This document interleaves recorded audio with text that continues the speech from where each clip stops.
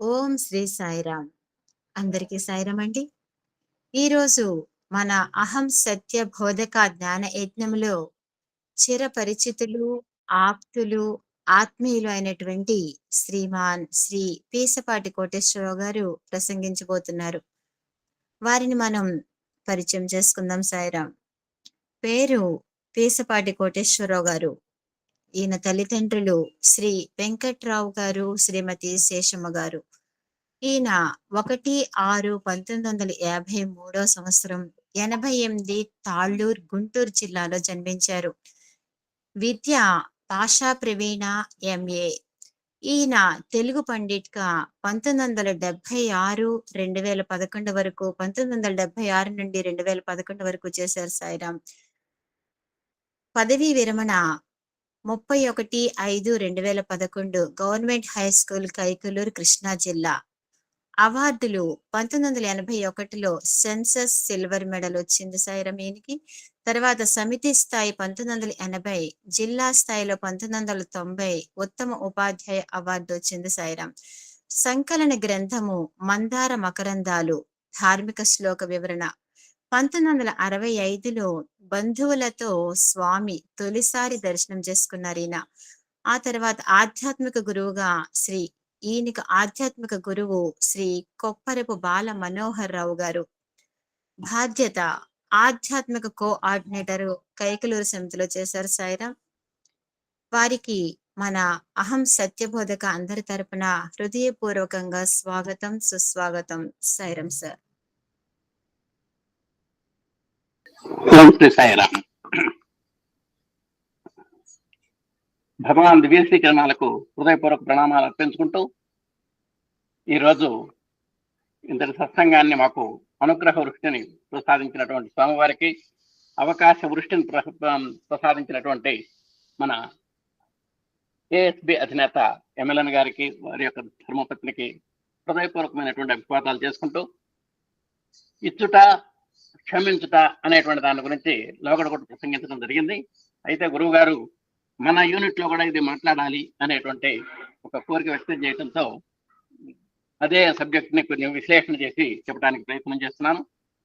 ఇచ్చుట క్షమించుట అనేటువంటి దాని మీద ఇవాళ ఒక ఆరాధన మాసంలో ఒక భాగంగా, మరి స్వామి యొక్క ఆరాధనోత్సవాల్లో భాగంగా వారికి ఈ ఉపన్యాస నైవేద్యాన్ని నీరాజనంగా సమర్పించదలుచుకున్నాము.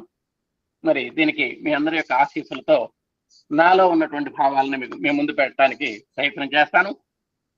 మరి మీ యొక్క అనుమతితో మేము ముందుకు వెళ్తున్నాను. ఇప్పుడు స్వామిని ఒక్కసారి ధ్యానించి మనం లోపలికి వెళ్దామండి.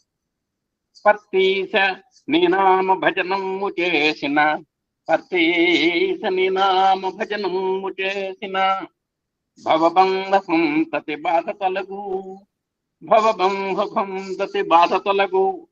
సాయిశ నీరూపు చక్కగా దర్శింప, సాయిశ నీరూపు చక్కగా దర్శింప. పాప సంఘంబులు బ్రద్దలోను, పాప సంఘంబులు బ్రద్దలోను. జగదీశ నీ బోధ జాగు చేయక విన్న, జగదీశ నీ బోధ జాగు చేయక విన్న. మమతానురాగముల్ మహిళ కలుగు. పరమేశ నీ దివ్య పాద పద్మము తాక, పరమేశ నీ దివ్య పాద పద్మము తాక. జన్మధన్యతగాంచు జగతియందు, జన్మధన్యతగాంచు జగతియందు. ధరణియమున వెలసిన దైవమనచు, ధరణియమున వెలసిన దైవమనచు. నిన్ను సేవించి పూజింప సన్నుతాంగా, నిన్ను సేవించి పూజింప సన్నుతాంగా. పొందజాలని దుండునా, పొందజాలని దుండునా పుడమియందు. నిత్యమంగళదాయి ఓ సత్యసాయి, నిత్యమంగళదాయి ఓ సత్యసాయి. ధరణియందున వెలసిన దైవమనచు, నిన్ను సేవించి పూజింప సన్నుతాంగా. పొందజాలని దుండునా పుడమియందు. నిత్యమంగళదాయి ఓ సత్యసాయి. అలాంటి స్వామివారికి హృదయపూర్వకమైనటువంటి అభివాదాలు అర్పించుకుంటూ ఈరోజు మనం ఇచ్చుట క్షమించుటాల్లో ఉన్నటువంటి కొన్ని భావాలు మనం చూడటానికి ప్రయత్నం చేద్దాం. ఏదైనా ఇచ్చుట క్షమించుట అనేటువంటిది ఈ 84 లక్షల జీవరాశులలో ఒక మానవ జాతికి మాత్రమే సంబంధించింది. మిగతాయి కూడా ఇచ్చుకుంటాయి పుచ్చుకుంటాయి ఏమో మనకు తెలియదు, కానీ ఆ ఇచ్చుకోవటంలోనూ పుచ్చుకోవటం మన క్షమించటంలోనూ ఒక స్వారస్యాన్ని, ఒక సామరస్యాన్ని, ఒక మాధుర్యాన్ని పొందేటువంటి అమూల్యమైనటువంటి విశేషణ జ్ఞానం మానవుడికి మాత్రమే ఉన్నది. కాబట్టి మానవుడు అంటే ఒక ఆకారం మాత్రం మానవుడిగా ఉండకూడదు. మనం ఆ మానవీయ విలువల్ని సంతరింపజేసుకొని మనం మనిషి కాస్త మనీషి కావాలి, మానవుడు కాస్త మాధవుడు కావాలి. ఆ మానవీయ విలువలు ఏవైతే మనకు సంతరింపజేసుకుంటామో, అనునిత్యము మనం పెంచుకోగలుగుతామో అతను మాత్రమే నిజమైన మానవుడు అని స్వామి చెబుతున్నారు. మనం మానవుడుగా జన్మించాం, కానీ పశు లక్షణాలతో ప్రవర్తిస్తున్నాం. అలాంటి పశు లక్షణాలను వీడి మనం ఆ పశువు నుంచి మనం పశుత్వాన్ని వీడి మనం పశుపతి కావాలి అని స్వామి మనల్ని పదే పదే ఆదేశించడం కూడా జరుగుతుంది. అప్పుడు మాత్రమే మానవుడు ఆచార మానవుడు అవుతాడు అనేటువంటిది కూడా స్వామి చెబుతున్నారు. ఇంతకీ మనం మానవీయ విలువలు సంతరింపజేసుకోవాలి అనుకున్నాం. ఏమిటా మానవీయ విలువలు అనేది కనుక మనం ఆలోచిస్తే సత్యము, ధర్మము, శాంతి, ప్రేమ, అహింస అనేటువంటివి ఈ 5 పంచశీలగా స్వామి ప్రకటించడం జరిగింది. ఏ మానవుడికైతే సత్యము, ధర్మము, శాంతి, ప్రేమ, అహింస 100కి 100 పాళ్ళు కనుక వచ్చినట్టయితే అతను స్వామిని చూడగలిగినట్టే, స్వామిలో సారూప్యం పొందగలిగినట్టే, స్వామిలో సారూప్యం పొందినట్టే, స్వామి యొక్క సామీప్యాన్ని పొందినట్టే, స్వామి యొక్క సాహిత్యాన్ని పొందినట్టే. ఈ 5 గుణాలు కూడా 100% మార్పులు రావాలి మనకు. అయితే ఇది ఏమైనా సాధ్యపడేదేనా? ఈ సత్యము, ధర్మము, శాంతి, ప్రేమ, అహింస అంటే తేలికైనటువంటి మాటలు కాదు ఇవి. మరి చాలా మంది ఏం చేస్తారంటే మాకు ఇవి ఉన్నాయని చెప్పుకుంటుంటారు. చూడండి, ఒకసారి స్వామివారు ఒక పద్యం చెప్పారు. సత్యధర్మ ప్రేమ శాంతులు లేకున్నా విద్యలన్నీ నేర్చి విలువ సున్నా. ఒకవేళ ఇవి లేవు అనుకున్నాం, మానవుడిగా మానవీయ విలువలు లేనప్పుడు, సత్యధర్మ ప్రేమ శాంతులు లేకపోయినట్టయితే నువ్వు ఎన్ని పిహెచ్డీలు చేసినా సరే నీ యొక్క స్థాయి సున్నా అని చెప్పారు. సత్యధర్మ ప్రేమ శాంతులు లేకుండా నువ్వు ఎన్ని దాన ధర్మాలు చేసినా సరే వాటికి సార్థకత లేదు అంటున్నారు స్వామి. సత్యధర్మ ప్రేమ శాంతులు లేకున్నట్టయితే నువ్వు ఎంత ప్రధానమంత్రి లాంటి పదవులు, ఒక దేశాధ్యక్ష పదవిని అలంకరించినా సరే ఆ పదవులను ఏలినటువంటి ఫలము సున్నా అని చెప్తున్నారు. అలాగే సత్యధర్మ ప్రేమ శాంతులు లేకపోయినట్టయితే బహుళ సత్కార్య లాభం మిన్న సున్నా అని చెబుతున్నారు. నువ్వు ఎన్ని కార్యక్రమాలు చేసినా, నేను అన్ని చేశాను, నేను ఎన్ని చేశాను, నేను ఇంత ఘనంగా చేశానని నేను బహుళ కార్యాలు ఎన్ని చేసినా సరే వాటి యొక్క ఫలం సున్నా అని చెప్తున్నారు. కాబట్టి అలాంటి సత్య ధర్మ ప్రేమ శాంతుల్ని మనం బాగా సంతరింపజేసుకోవాలి. అయితే ఈ 5టిని మనం సంతరింపజేసుకోగలమా? మనకు ప్రశ్నార్థకమే. ఇందుట్లో ఒకటి ఉంటే ఒకటి ఉండకపోవచ్చు. కాబట్టి మళ్ళా స్వామి ఏం చెప్తున్నారంటే మనకు చిన్న ఎగ్జాంపుల్ ఇచ్చారు. వీటిలో ఒక్క ప్రేమను మీరు కనుక పెంచుకుంటే మిగిలిన యొక్క విలువలు సునాయాసంగా వాటంతట అవే వచ్చి చేరతాయి అని చెప్పారండి. కాబట్టి 5 నీకు అక్కర్లేదు బాబు, ఈ 5ంట్లో ఒక ప్రేమను పట్టుకో. ఏం పెట్టుబడి లేనటువంటి ప్రేమ అది. మన మనసులో కానివ్వండి, మన మాటలో కానివ్వండి, మన నడతలో కానివ్వండి, మీరు ప్రేమను వ్యక్తం చేయొచ్చు. మనసులో ప్రేమను కలిగి ఉంటే మాటలు కూడా ప్రేమగా వస్తాయి. నీ చూపు ప్రేమమయం అవుతుంది, నీ యొక్క వర్తన, నీ యొక్క నడవడి కూడా ప్రేమమయం అవుతుంది.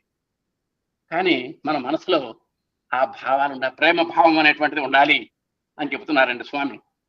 ఇదే సందర్భంలో స్వామి ఏం చెప్పారంటే సత్య ధర్మమహింసయు శాంతి ప్రేమ మానవుని పంచ ప్రాణాలు మిహిని వెలయ అని చెప్పారు. ఈ స్వామి చెప్పిన మాటది. సత్య ధర్మము, అహింసయు, శాంతి, ప్రేమ మానవుని పంచ ప్రాణాలు మహిని వెలయ. ఇవ్వండి, సాక్షాత్ ఆయనే సర్టిఫికేట్ ఇచ్చారు. ఇవి పంచ ప్రాణాల అబ్బాయి అని చెప్పారు. ఈ పంచ ప్రాణాల్లో ఒకదాన్ని పట్టుకోను. మనం బాల వికాస్ పిల్లలకు ఒక చిన్న కథ చదువుతుంటాం. ఒక దొంగ ఆ గుళ్ళోకి వెళ్ళటం, ఎన్ని గుణాలైనా అక్కర్లేదు, ఒక సత్యాన్ని పాటిస్తే చాలు, నీ యొక్క ధర్మం అవుతుందని ఆయన హరికథ కూడా చెప్పటం. అక్కడి నుంచి ఆయన తీర్మానించుకోవటం, ఒక రాజుగారింట్లో దొంగతనానికి వెళ్ళటం, రాజుగారు ఆనాడు మారు వేషంలో ఎవరైనా ఎట్లా సంచరిస్తున్నారు, ఏం జరుగుతోంది అనేటువంటి మారు వేషంలో ఉండటం, ఆయన నిన్ను పరిచయం చేసుకోవటం, ఒక ఒప్పందం చేసుకోవటం, ఈ కథలన్నీ మన అందరికీ తెలుసు. ఆ కథలో చూడండి, ఒక దొంగ ప్రభు అయినాడు, ఒక మంత్రి పదవి కోల్పోయినాడు. అంటే ఆ దొంగ ఎంత కరుడుగట్టినటువంటి దొంగ అయినా సరే ఒక సత్య గుణాన్ని ఆయన నిఖాల్సుగా నిష్ఠగా అమలుపరచడం వల్ల పదోన్నతి పొందాడు. చూడండి, చూసారా?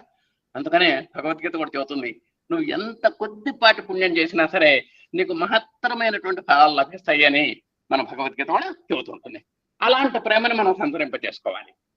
మరి ప్రేమగా ఉంటే ఏమవుతుంది, ఏమిటి ఆ ప్రేమలో ఉన్నటువంటి గొప్పతనం అని కనుక ఆలోచిస్తే, మనం మాటల్లో ప్రేమను పెట్టచ్చు. ప్రేమగా మాట్లాడితే, అంటే ఈ ప్రేమను కనుక మాటల్లో రంగరించినట్టయితే అది సత్యం అవుతుందని చెప్పారు. మన అమ్మాయితో మాట్లాడుతున్నాం, మనం ప్రేమగా మాట్లాడేటప్పుడు అసత్యాలు మాట్లాడలేము, అబద్ధాలు మాట్లాడలేము, కపటం మాట్లాడలేము, కాపట్యాన్ని మనం ప్రదర్శించలేము, మోసం చేయలేము మాటల్లో. ఎప్పుడైతే ప్రేమను మీలో అంకురించిందో నీ యొక్క మాటలు కూడా సత్యమైపోతాయి. ప్రేమను ఆచరిస్తే అదే ధర్మం అయిపోతుంది. ఆచరణలో కనుక పెట్టినట్టయితే ప్రేమని, అది ధర్మం అయిపోతుంది. ప్రేమను అనుభవంలోకి తెచ్చుకుంటే అది శాంతి అవుతుంది. అదే ప్రేమను అర్థం చేసుకుంటే అహింస అవుతుంది. కాబట్టి మీరు ప్రతి యాక్టివిటీలో మీ మనోవాక్కాయాల్లో మనం ఏం చేసినా సరే మనోవాక్కాయాలతో చేస్తాం. ఆ మనోవాక్కాయాల్లో అంటే త్రికరణములలో మీరు శుద్ధిగా ఈ ప్రేమను కనుక చొప్పించినట్టయితే మీరు ప్రేమమూర్తులు అవుతారు. ఆ ప్రేమ ద్వారా ఆనందాన్ని పొందుతాము. అప్పుడు ఆనంద స్వరూపుడైనటువంటి భగవంతుడిని కూడా మనం చేరటానికి అవకాశం ఉంటుంది. మరి ఈ ప్రేమ ఎలా ఉంటుంది అంటే అసలు ఏమిటి, మనకి ఎక్కడ దొరుకుతుంది అనేటువంటిది కూడా మన స్వామి చెప్పారు. Love lives by giving and for giving అని చెప్పారు. ఈ ప్రేమ ఎక్కడ జీవిస్తున్నాయా అంటే, మనకు లవ్ లివ్స్ బై గివింగ్, ఆ ఇవ్వడంలో ఉంటుంది ప్రేమ. ఏదైనా సరే వస్తువు ఇవ్వడంలో ప్రేమ ఉంటుంది. వెనకటి రోజుల్లో ఒక 50-60 సంవత్సరాల కిందకి వెళ్తే మనం సంక్రాంతికి పిండి వంటలు చేసుకునేవాళ్ళం. ఆ పిండి వంటలు చేసుకుంటే మనం ఆ అరిసెలు వండినా, బూరెలు వండినా, గారెలు వండినా, ఏం వండినా సరే ఒక చిన్న ప్లేట్లో మనం, అంటే భగవంతుని యొక్క నైవేద్యం అనంతరం మనం ఆ పక్క వారికి కూడా ఇచ్చేవాళ్ళం. ఏమండి పిన్ని గారు, కాస్త ఈ 2 అరిసెలు రుచ్చువండి, ఈ 2 బూరెలు రుచ్చువండి, ఈ 2 గారెలు రుచ్చువండి అని అటు పక్క ఆమెకి ఇటు పక్క ఆమెకి ఇచ్చేవారు. అలాగే వాళ్ళు కూడా మనకి ఇచ్చేవారు. ఆ విధంగా మనం ఏకస్వాదన ముఖంచేత ఒక్కడే ఆహార పదార్థాలను ఎప్పుడు తినకూడదండి. అది ఆ పిల్లాడైనా సరే ఏదన్నా పక్కవాడికి పెట్టి తింటే దాంట్లో మాధుర్యం తెలుస్తుంది.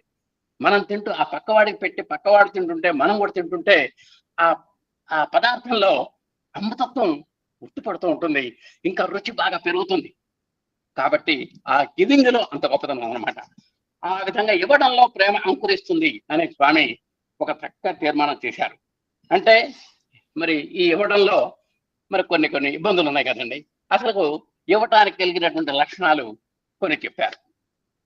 వేదంలో శిక్షావల్లి అని ఒకటి ఉంది మనకు వేదంలో. ఆ వేదంలో అసలు ఎదుటివాడికి ఇవ్వాలి అంటే ఎలా ఇవ్వాలి అనేటువంటి చెప్పారు. ఏమిటంటే శ్రద్ధయా దేయం, శిక్షావల్లి అని మన వాడుతూ అవుతుంటారు వేదం. దాంట్లో కరెక్ట్ గా 6 పాయింట్లు ఉన్నాయి. శ్రద్ధయా దేయం, శ్రద్ధగా ఇవ్వాలి అన్నాడు. శ్రద్ధ అంటే మీ అందరికీ తెలుసు, దేవుడి యొక్క మాట మీద కానీ, గురువు యొక్క మాట మీద కానీ, ఒక శాస్త్రం యొక్క చెప్పిన మాట మీద కానీ అత్యంతమైనటువంటి గౌరవం ఉంటేనే దాన్ని శ్రద్ధ అంటారు. మిగతా శ్రద్ధ కాదు. అంటే మీరు శ్రద్ధగా ఇవ్వాలి అంటే నువ్వు దేవుడి మీద అపారమైనటువంటి నమ్మకం ఉండాలి, అలా ఇవ్వాలి. శ్రద్ధయా ధ్యేయం, అశ్రద్ధయా ధ్యేయం అన్నది రెండోది. ఏంటంటే పైన శ్రద్ధయా ధ్యేయం ఉంటున్నాడు, కింద అశ్రద్ధయా ధ్యేయం ఉంటున్నాడు. అంటే అశ్రద్ధతో ఇవ్వమనే కాదు. మీరు అందరూ ఒక్కసారి కళ్ళజోళ్ళు పెట్టుకొని ఒకసారి చూడండి, అక్కడ 2 అనేటువంటి గుర్తుంటుంది. అశ్రద్ధయా ధ్యేయం, ఆ ధ్యేయం అనే దానికి ముందు 2 ఉంటుంది. ఆ 2 ఎక్కడైతే ఉంటుందో సంస్కృతంలో అనేటువంటి అర్థం అప్పుడు వస్తుంది అనమాట. అశ్రద్ధయా అదేయం, అశ్రద్ధతో ఇవ్వకూడదు. శ్రీయాదేయం, ఆధికారికంగా ఇవ్వాలండి. ఎవరితో దొంగతనం తీసుకొచ్చి ఇవ్వటం కాదు. ఆ శ్రీయ ఆధిక సాధికారికత ఉండాలి. అంటే జబర్దస్తిగా ఇవ్వాలి, అంటే హుందాగా ఇవ్వాలి. అలాగే ఎవరిదన్నా పక్కవాడి దొంగిలించి ఇచ్చేటప్పుడు మన ఆటోమేటిక్గా మన వ్యక్తిత్వం పడిపోతుంది. అంటే ఎక్కడో కొట్టుకొచ్చాను, నేను వాడికి ఇస్తున్నాను, కుదరదు. క్రియాదేయం చూడండి, సిగ్గుతో ఇవ్వాలటండి. అయ్యో నేను కొంత ఇవ్వగలుగుతున్నాను, నేను ఎంతో ఇవ్వగలిగినటువంటి శక్తిని కూడా కొద్దిగానే ఇవ్వగలుగుతున్నాను అనేటువంటి సిగ్గుతో ఇవ్వాలటండి. అలాగే భియాదేయం, భయంతో ఇవ్వాలటండి. అమ్మ నేను చేస్తున్న దాంట్లో ఏ పొరపాటు లేదు కదా, గ్రహపాటు లేదు కదా అని వినయ విధేయతలతో ఇవ్వాలి. సంవిధాదేయం అంటే బుద్ధిపూర్వకంగా ఇవ్వాలటండి. అయిష్టంగా ఇస్తాం మనం అప్పుడప్పుడు, నిజంగా ఇష్టం లేదు కానీ వాళ్ళు అడిగారు ఇవ్వాలి, కంపల్సరీ అయింది, బుద్ధిపూర్వకంగా ఇవ్వం కాదంటూ అట్లా ఇవ్వకూడదు. సంవిధాదేయం, బుద్ధిపూర్వకంగా ఇవ్వాలి.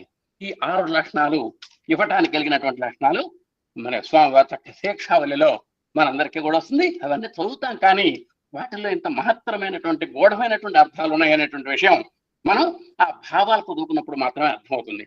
కాబట్టి ఆ విధంగా ఇవ్వటంలో 6 లక్షణాలు ఉండాలి. మంచి హుందాగా ఇవ్వాలి, దర్జాగా ఇవ్వాలి, వినయ విధేయతలతో ఇవ్వాలి, శ్రద్ధగా ఇవ్వాలి. ఇవన్నీ కూడా మనకు చెప్పాడు. అయితే మరి ఇతరులకు అవసరమైంది ఇవ్వడం, ఇతరులు చేసినటువంటి పొరపాట్లను క్షమించడం, ప్రేమను అభివృద్ధి చేసుకోవచ్చు అన్నాడు. ప్రేమను అభివృద్ధి చేసుకోవడానికి 2 ఉపాయాలు చెప్పాడు.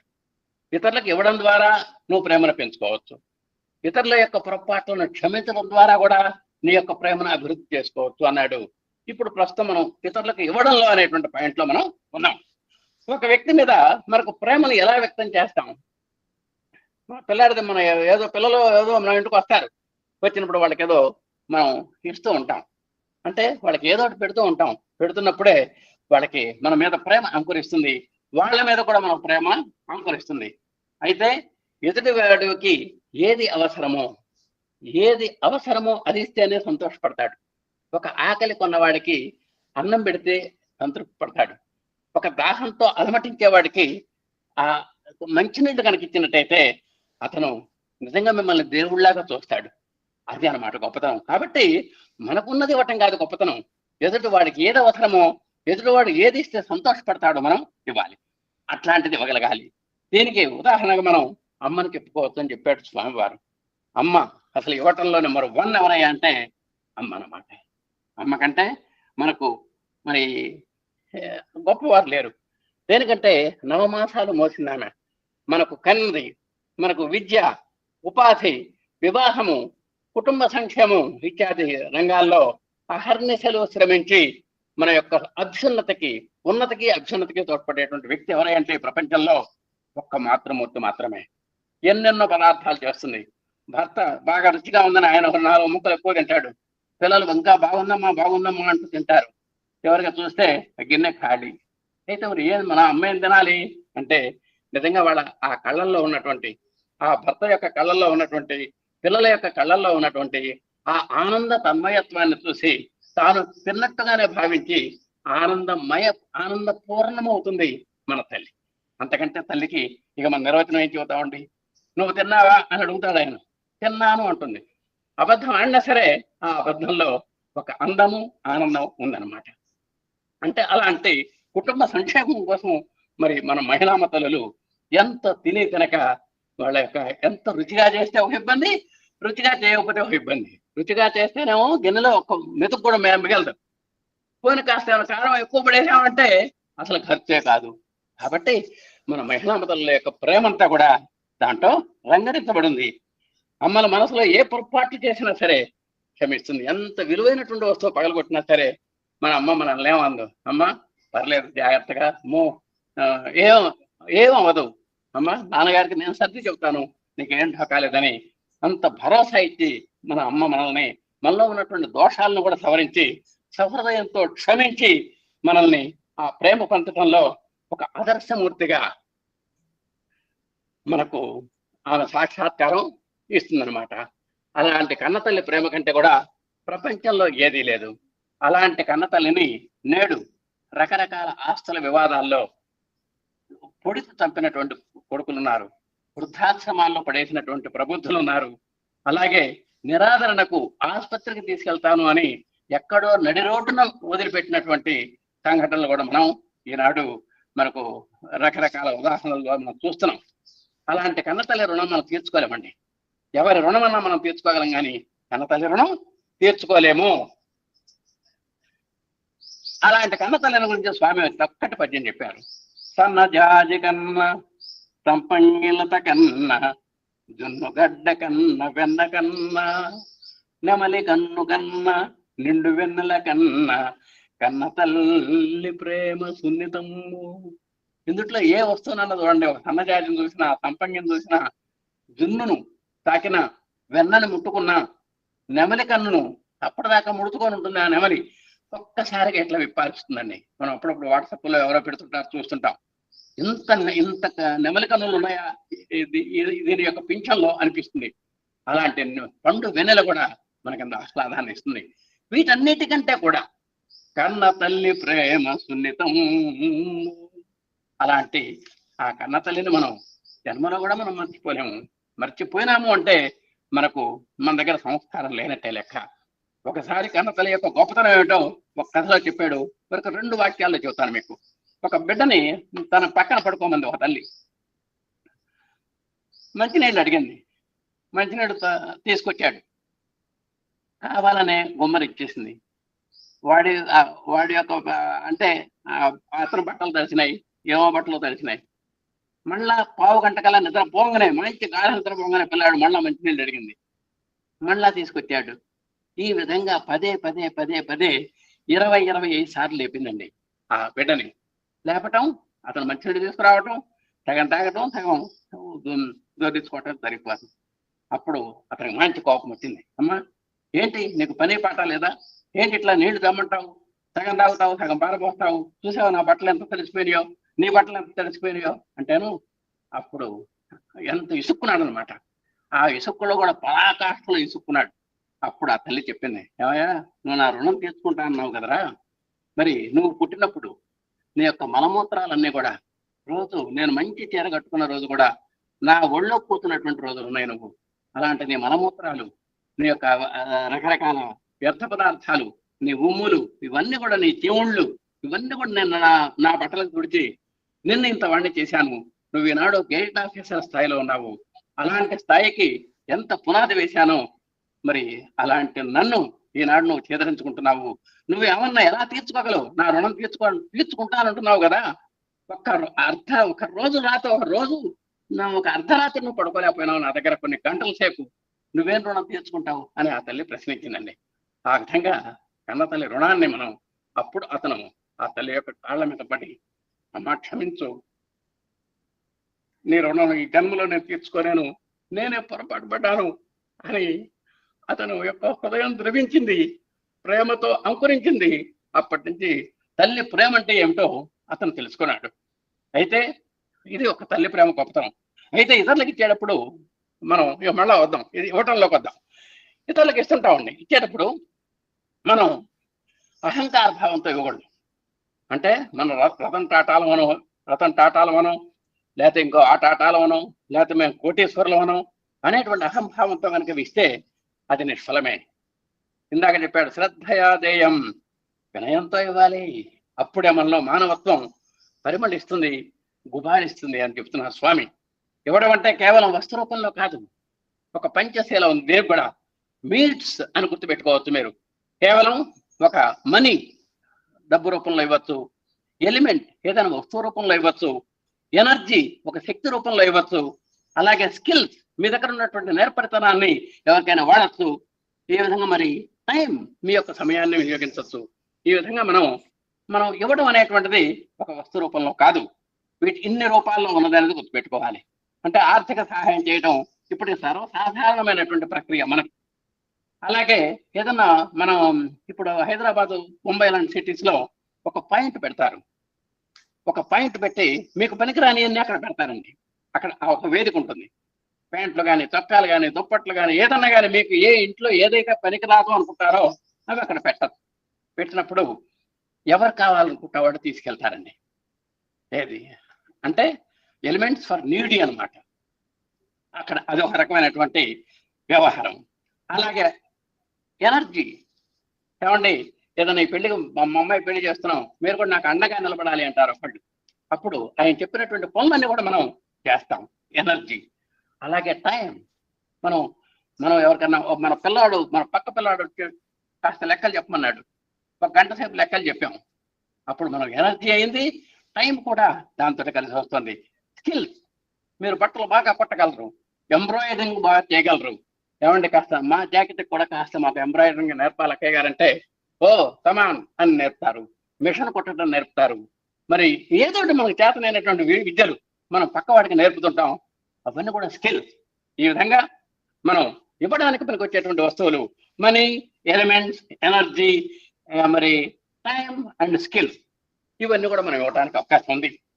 అంటే కొన్ని మాత్రమే చెప్పాం, వీటిలో అన్ని వస్తాయని మనం అనుకున్నాం, ఇంకా ఏదైనా కూడా కొన్ని మీరు క్రియేట్ చేసుకోవచ్చు. ఆ ఇవ్వడం అనేటువంటి స్థాయి ఎలా ఉండాలంటే 2 రకాలు, గివింగ్ అండ్ షేరింగ్. అంటే ఇవ్వచ్చు, షేరింగ్ కూడా మన గివింగ్ లోనే వస్తుంది.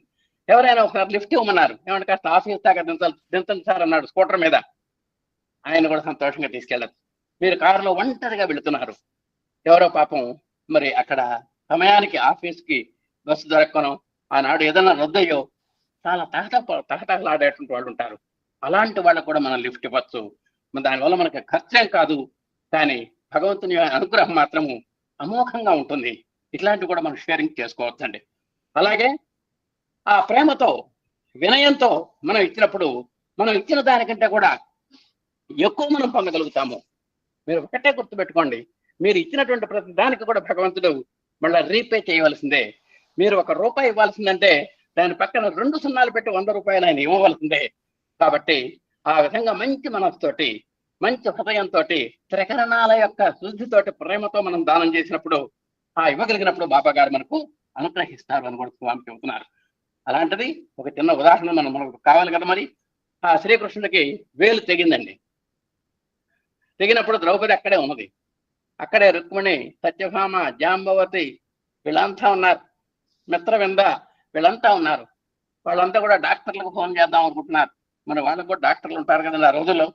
ఆ డాక్టర్లకు ఫోన్ చేద్దాం అనేటువంటి స్థితిలో, ఫోన్ అంటే ఫోన్ అని కాదు, ఒక వార్తాహరుడు ద్వారా సమాచారం పంపిద్దామని పంపించబోయే లోపల వాళ్ళంతా కూడా ఆ ప్రయత్నాల్లో ఉన్నారు, ఆ 8 మంది అక్కయ్యలు శ్రీకృష్ణుడు తాలూకు. అంతేగాని ఆయనకి ఎట్లా మనం ఇమీడియట్ గా యాక్షన్, అసలు ఫస్ట్ ఎయిడ్ ఏం చేయాలి అనేది ఎవరిని ఆలోచించట్లేదు.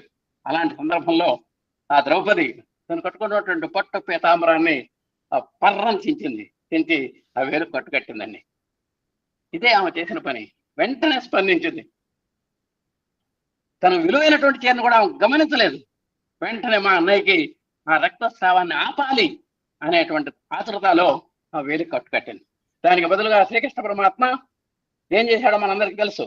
ఆ మయ సభలో, మరి ఆ నిండు సభలో, దుర్యోధన యొక్క సభలో మరి ఆమెకి మానరక్షణ నిమిత్తమై ఎన్ని చీరలు బహుకరించాడో అక్షయం చేసి ఆమె కొన్ని 100 చీరలు బహుకరించడం అనేటువంటిది మనకు తెలుసు.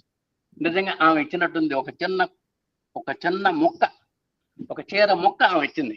కానీ దానికే భగవంతుడు ఎలా ఇస్తాడో అనేటువంటిది మనకు భగవంతుని యొక్క నిదర్శనం. మనం అట్లానే భగవంతుడు మనం ఏది ఇచ్చినా సరే ఆయన తన దగ్గర ఉంచుకోడు, మళ్ళా ప్రతిఫలం రూపేణా మనకు అది ఇవ్వాల్సిందే అనేటువంటిది మనం గమనించాలి ఇక్కడ. మరి ఈ విధంగా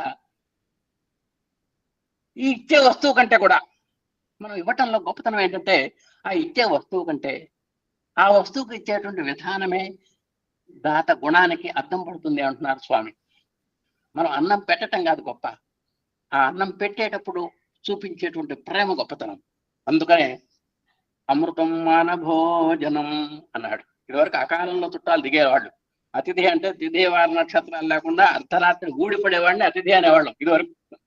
ఇప్పుడు ఆయన దర్జాగా ఫోన్ చేసి వస్తున్నాడు అతిథి, అది వేరే విషయం.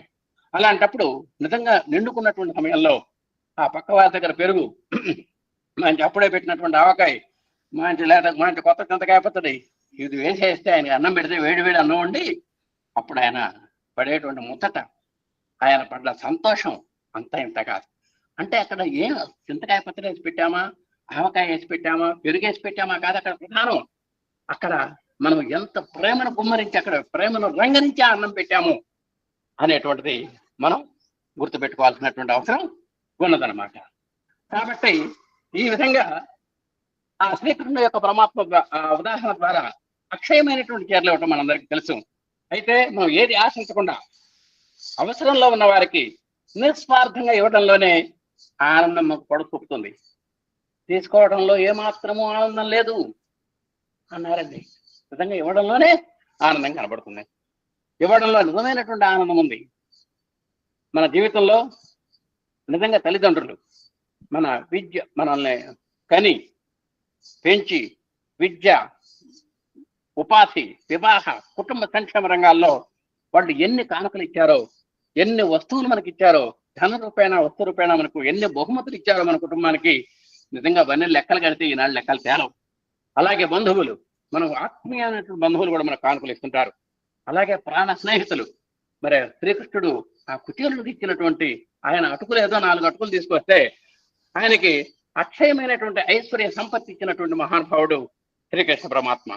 ఆయన తెచ్చింది ఆ అటుకులు ఇవ్వటానికి కూడా ఎంతో దడిచాడు. దేనికంటే అంతటి శ్రీకృష్ణ పరమాత్మకి, అంతటి ఐశ్వర్య సంపన్నుడికి, మనకి అంతటి భగవంతుడికి మనం ఈ చీకిపోయినటువంటి అటుకులు ఇవ్వటం ఏంటా అని దంకుతున్నటువంటి సమయంలో అవి తీసుకొని ఆయనకి అఖండ ఐశ్వర్య ప్రదానం చేసినటువంటి మహానుభావుడు శ్రీకృష్ణ పరమాత్మ. కాబట్టి ఈ విధంగా స్నేహితుల ద్వారా మనం ఎంతో కూడా సహాయాన్ని మనం పొందుతూ ఉంటాం. అయితే ఇది తాత్కాలికంగా సంతోషం మాత్రమే.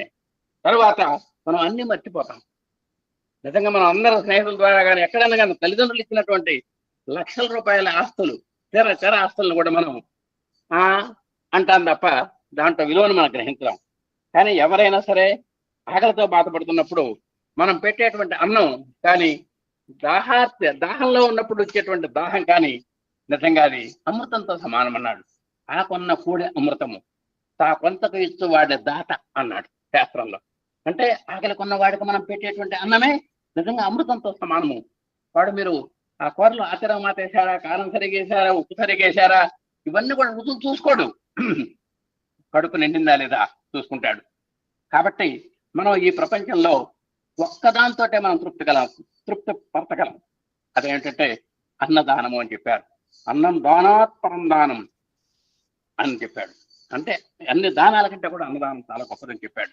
దేనికంటే ఆ అన్నంతో మనం తృప్తి పడవచ్చు, కానీ ఎన్ని ధనరాశులు ఇచ్చినా కూడా వాళ్ళు తృప్తి పడరు అనేది ఇక్కడ మనకు బోధపడుతోంది.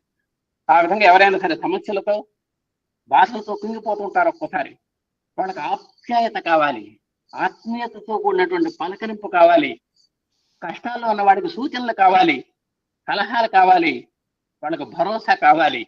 అలా ఇవ్వగలిగినప్పుడు వాళ్ళ కళ్ళల్లో మెరిసేటువంటి ఆనందం మన జీవితాంతం గుర్తుండిపోతుంది. ఇదే ఇవ్వడంలో ఉండేటువంటి ఆనందం. మన జీవితానికి ఒక అర్థము పరమార్థం కూడా ఉంటుంది.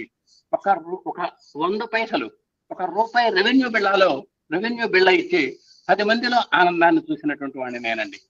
మరి అది బ్యాంకులో వాళ్ళంతా కూడా రెవెన్యూ స్టాంప్ కోసం చూస్తున్నారు. కొన్ని లక్షలు డ్రా చేయాలి.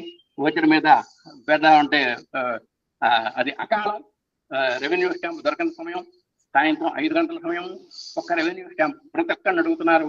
అలాగే నన్ను కూడా అడిగారు. నేను కూడా నా దగ్గర చూపించాను. అప్పటికి 12 రెడీగా ఉన్నాయి నిలవలు నా దగ్గర. ఒకటి ఇచ్చానండి. ఒకటి ఇస్తే వాళ్ళు ఎంతో లక్షలు డ్రా చేశారు. ఆ భర్త పోయినటువంటి సందర్భంలో ఆ భర్త తాలూకు డబ్బులు డ్రా చేయడానికి ఆమెతో మనకు 10 మంది వచ్చారు. వాళ్ళంతా కూడా ఎంత అమన్నమైన ఆనందాన్ని పొందారండి. ఎంత మనం ఖర్చు చేసిందంత, మనం ఇచ్చిందంతా ఒక 100 పైసలు. ఇది కూడా ఈ రోజుల్లో 100 పైసలు కాదు, అది కనీసం ఒక 20 సంవత్సరాల కిందట 100 పైసలు. అది ఆ ₹1 అంటే దాని యొక్క విలువ ఇప్పటికి కూడా మారలేదు అనుకోండి. ఆ ₹1లో ఎంత ఆనందం ఉందా, ఎంత బ్రహ్మాండమైనటువంటి 10 మంది ఇంత ఆనంద బాష్పాలు దాల్చగలిగారా అనేటువంటిది ఇక్కడ మనకు ఉదాహరణ అన్నమాట. కాబట్టి మీరు ఇచ్చేటువంటి వస్తువు యొక్క విలువ కాదు మనం చూడాల్సింది, ఆ ఇచ్చేటువంటి ఆ మనసుతో, ఆ ప్రేమమయమైనటువంటి మనసుతో ఇవ్వడమే ఇక్కడ ప్రామాణికంగా మనం తీసుకోవాలి. ఇందాక మనకు చెప్పారు, అక్కడ మనకు ఇచ్చేటువంటి వస్తువు యొక్క ప్రమాణం కాదు కావాల్సింది, ఆ ఇచ్చేటువంటి గుణంలో ఉన్నటువంటి ప్రమాణం కావాలి. మరి ఈ విధంగా మనం చూసుకుంటే ప్రకృతి మనకు పెద్ద గురువు అని కూడా చెబుతోంది. మరి సూర్యుడు సాక్షాత్తు మనకు ఉష్ణోగ్రతను ఇస్తున్నాడు, సూర్యకాంతిని ఇస్తున్నాడు. చంద్రుడు ఆయన సూర్యుడు నాన్ ఏసీ అయితే చంద్రుడు ఏసీగా భావించవచ్చు. మళ్ళీ అసలు నిజంగా చంద్రుడి దగ్గర కాంతి లేదు. ఆ సూర్యుడి దగ్గరే కాంతిని పుణికి పుచ్చుకొని దాన్ని మళ్ళీ ఆహ్లాదంగాను చల్లదనంగాను మార్చి మనకు ఆయన ఇస్తున్నాడు. ఆకాశం మీ అందరి దగ్గర కూడా సెల్ ఫోన్స్ లో ఎన్నో పేజీలు కలిగినటువంటి గ్రంథాలు మీరంతా కూడా నిల్వ చేసుకున్నారు, సేవ్ చేసుకున్నారు. మీరు నిజంగా తెరిచినప్పుడు కనబడుతోంది 450 పేజీల గ్రంథం మీకు సెల్ ఫోన్ లో కనబడుతోంది. లేదా భగవద్గీత వ్యాఖ్యానం అనుకోండి కాసేపు. మరి విడప్పుడు ఎక్కడ ఉంటుంది అది? స్పేస్, ఆకాశము. ఆ ఆకాశంలో మనకు కేటాయించినటువంటి ఇంటర్నెట్ అంతరిక్ష గహ్వరం అంటారు దాన్ని. ఆ అంతరిక్ష గదుల్లో దాక్కుంటుంది అది. ఇది కాదు ఆకాశము. అలాగే భూమి ద్వారా పుట్టాము, భూమిలో కలుస్తున్నాం మనం. మీ శరీరంలో ఎక్కడన్నా ఒక 2 నిమిషాలు ఇట్లా నలపండి, ఆ మట్టి కింద పడిపోతుంది. అంటే మన శరీరం అంతా కూడా దేహము పంచభౌతికము అని చెప్పాడు. అలాగే జలం, మనకు తాగునీరు లేని మనం అసలు బ్రతకలేము. వాయువు 5 రకాల వాయువులు ఉన్నాయి. ప్రాణ, అపాన, వ్యాన, ఉదాన, సమాన వాయువులు ఉన్నాయి.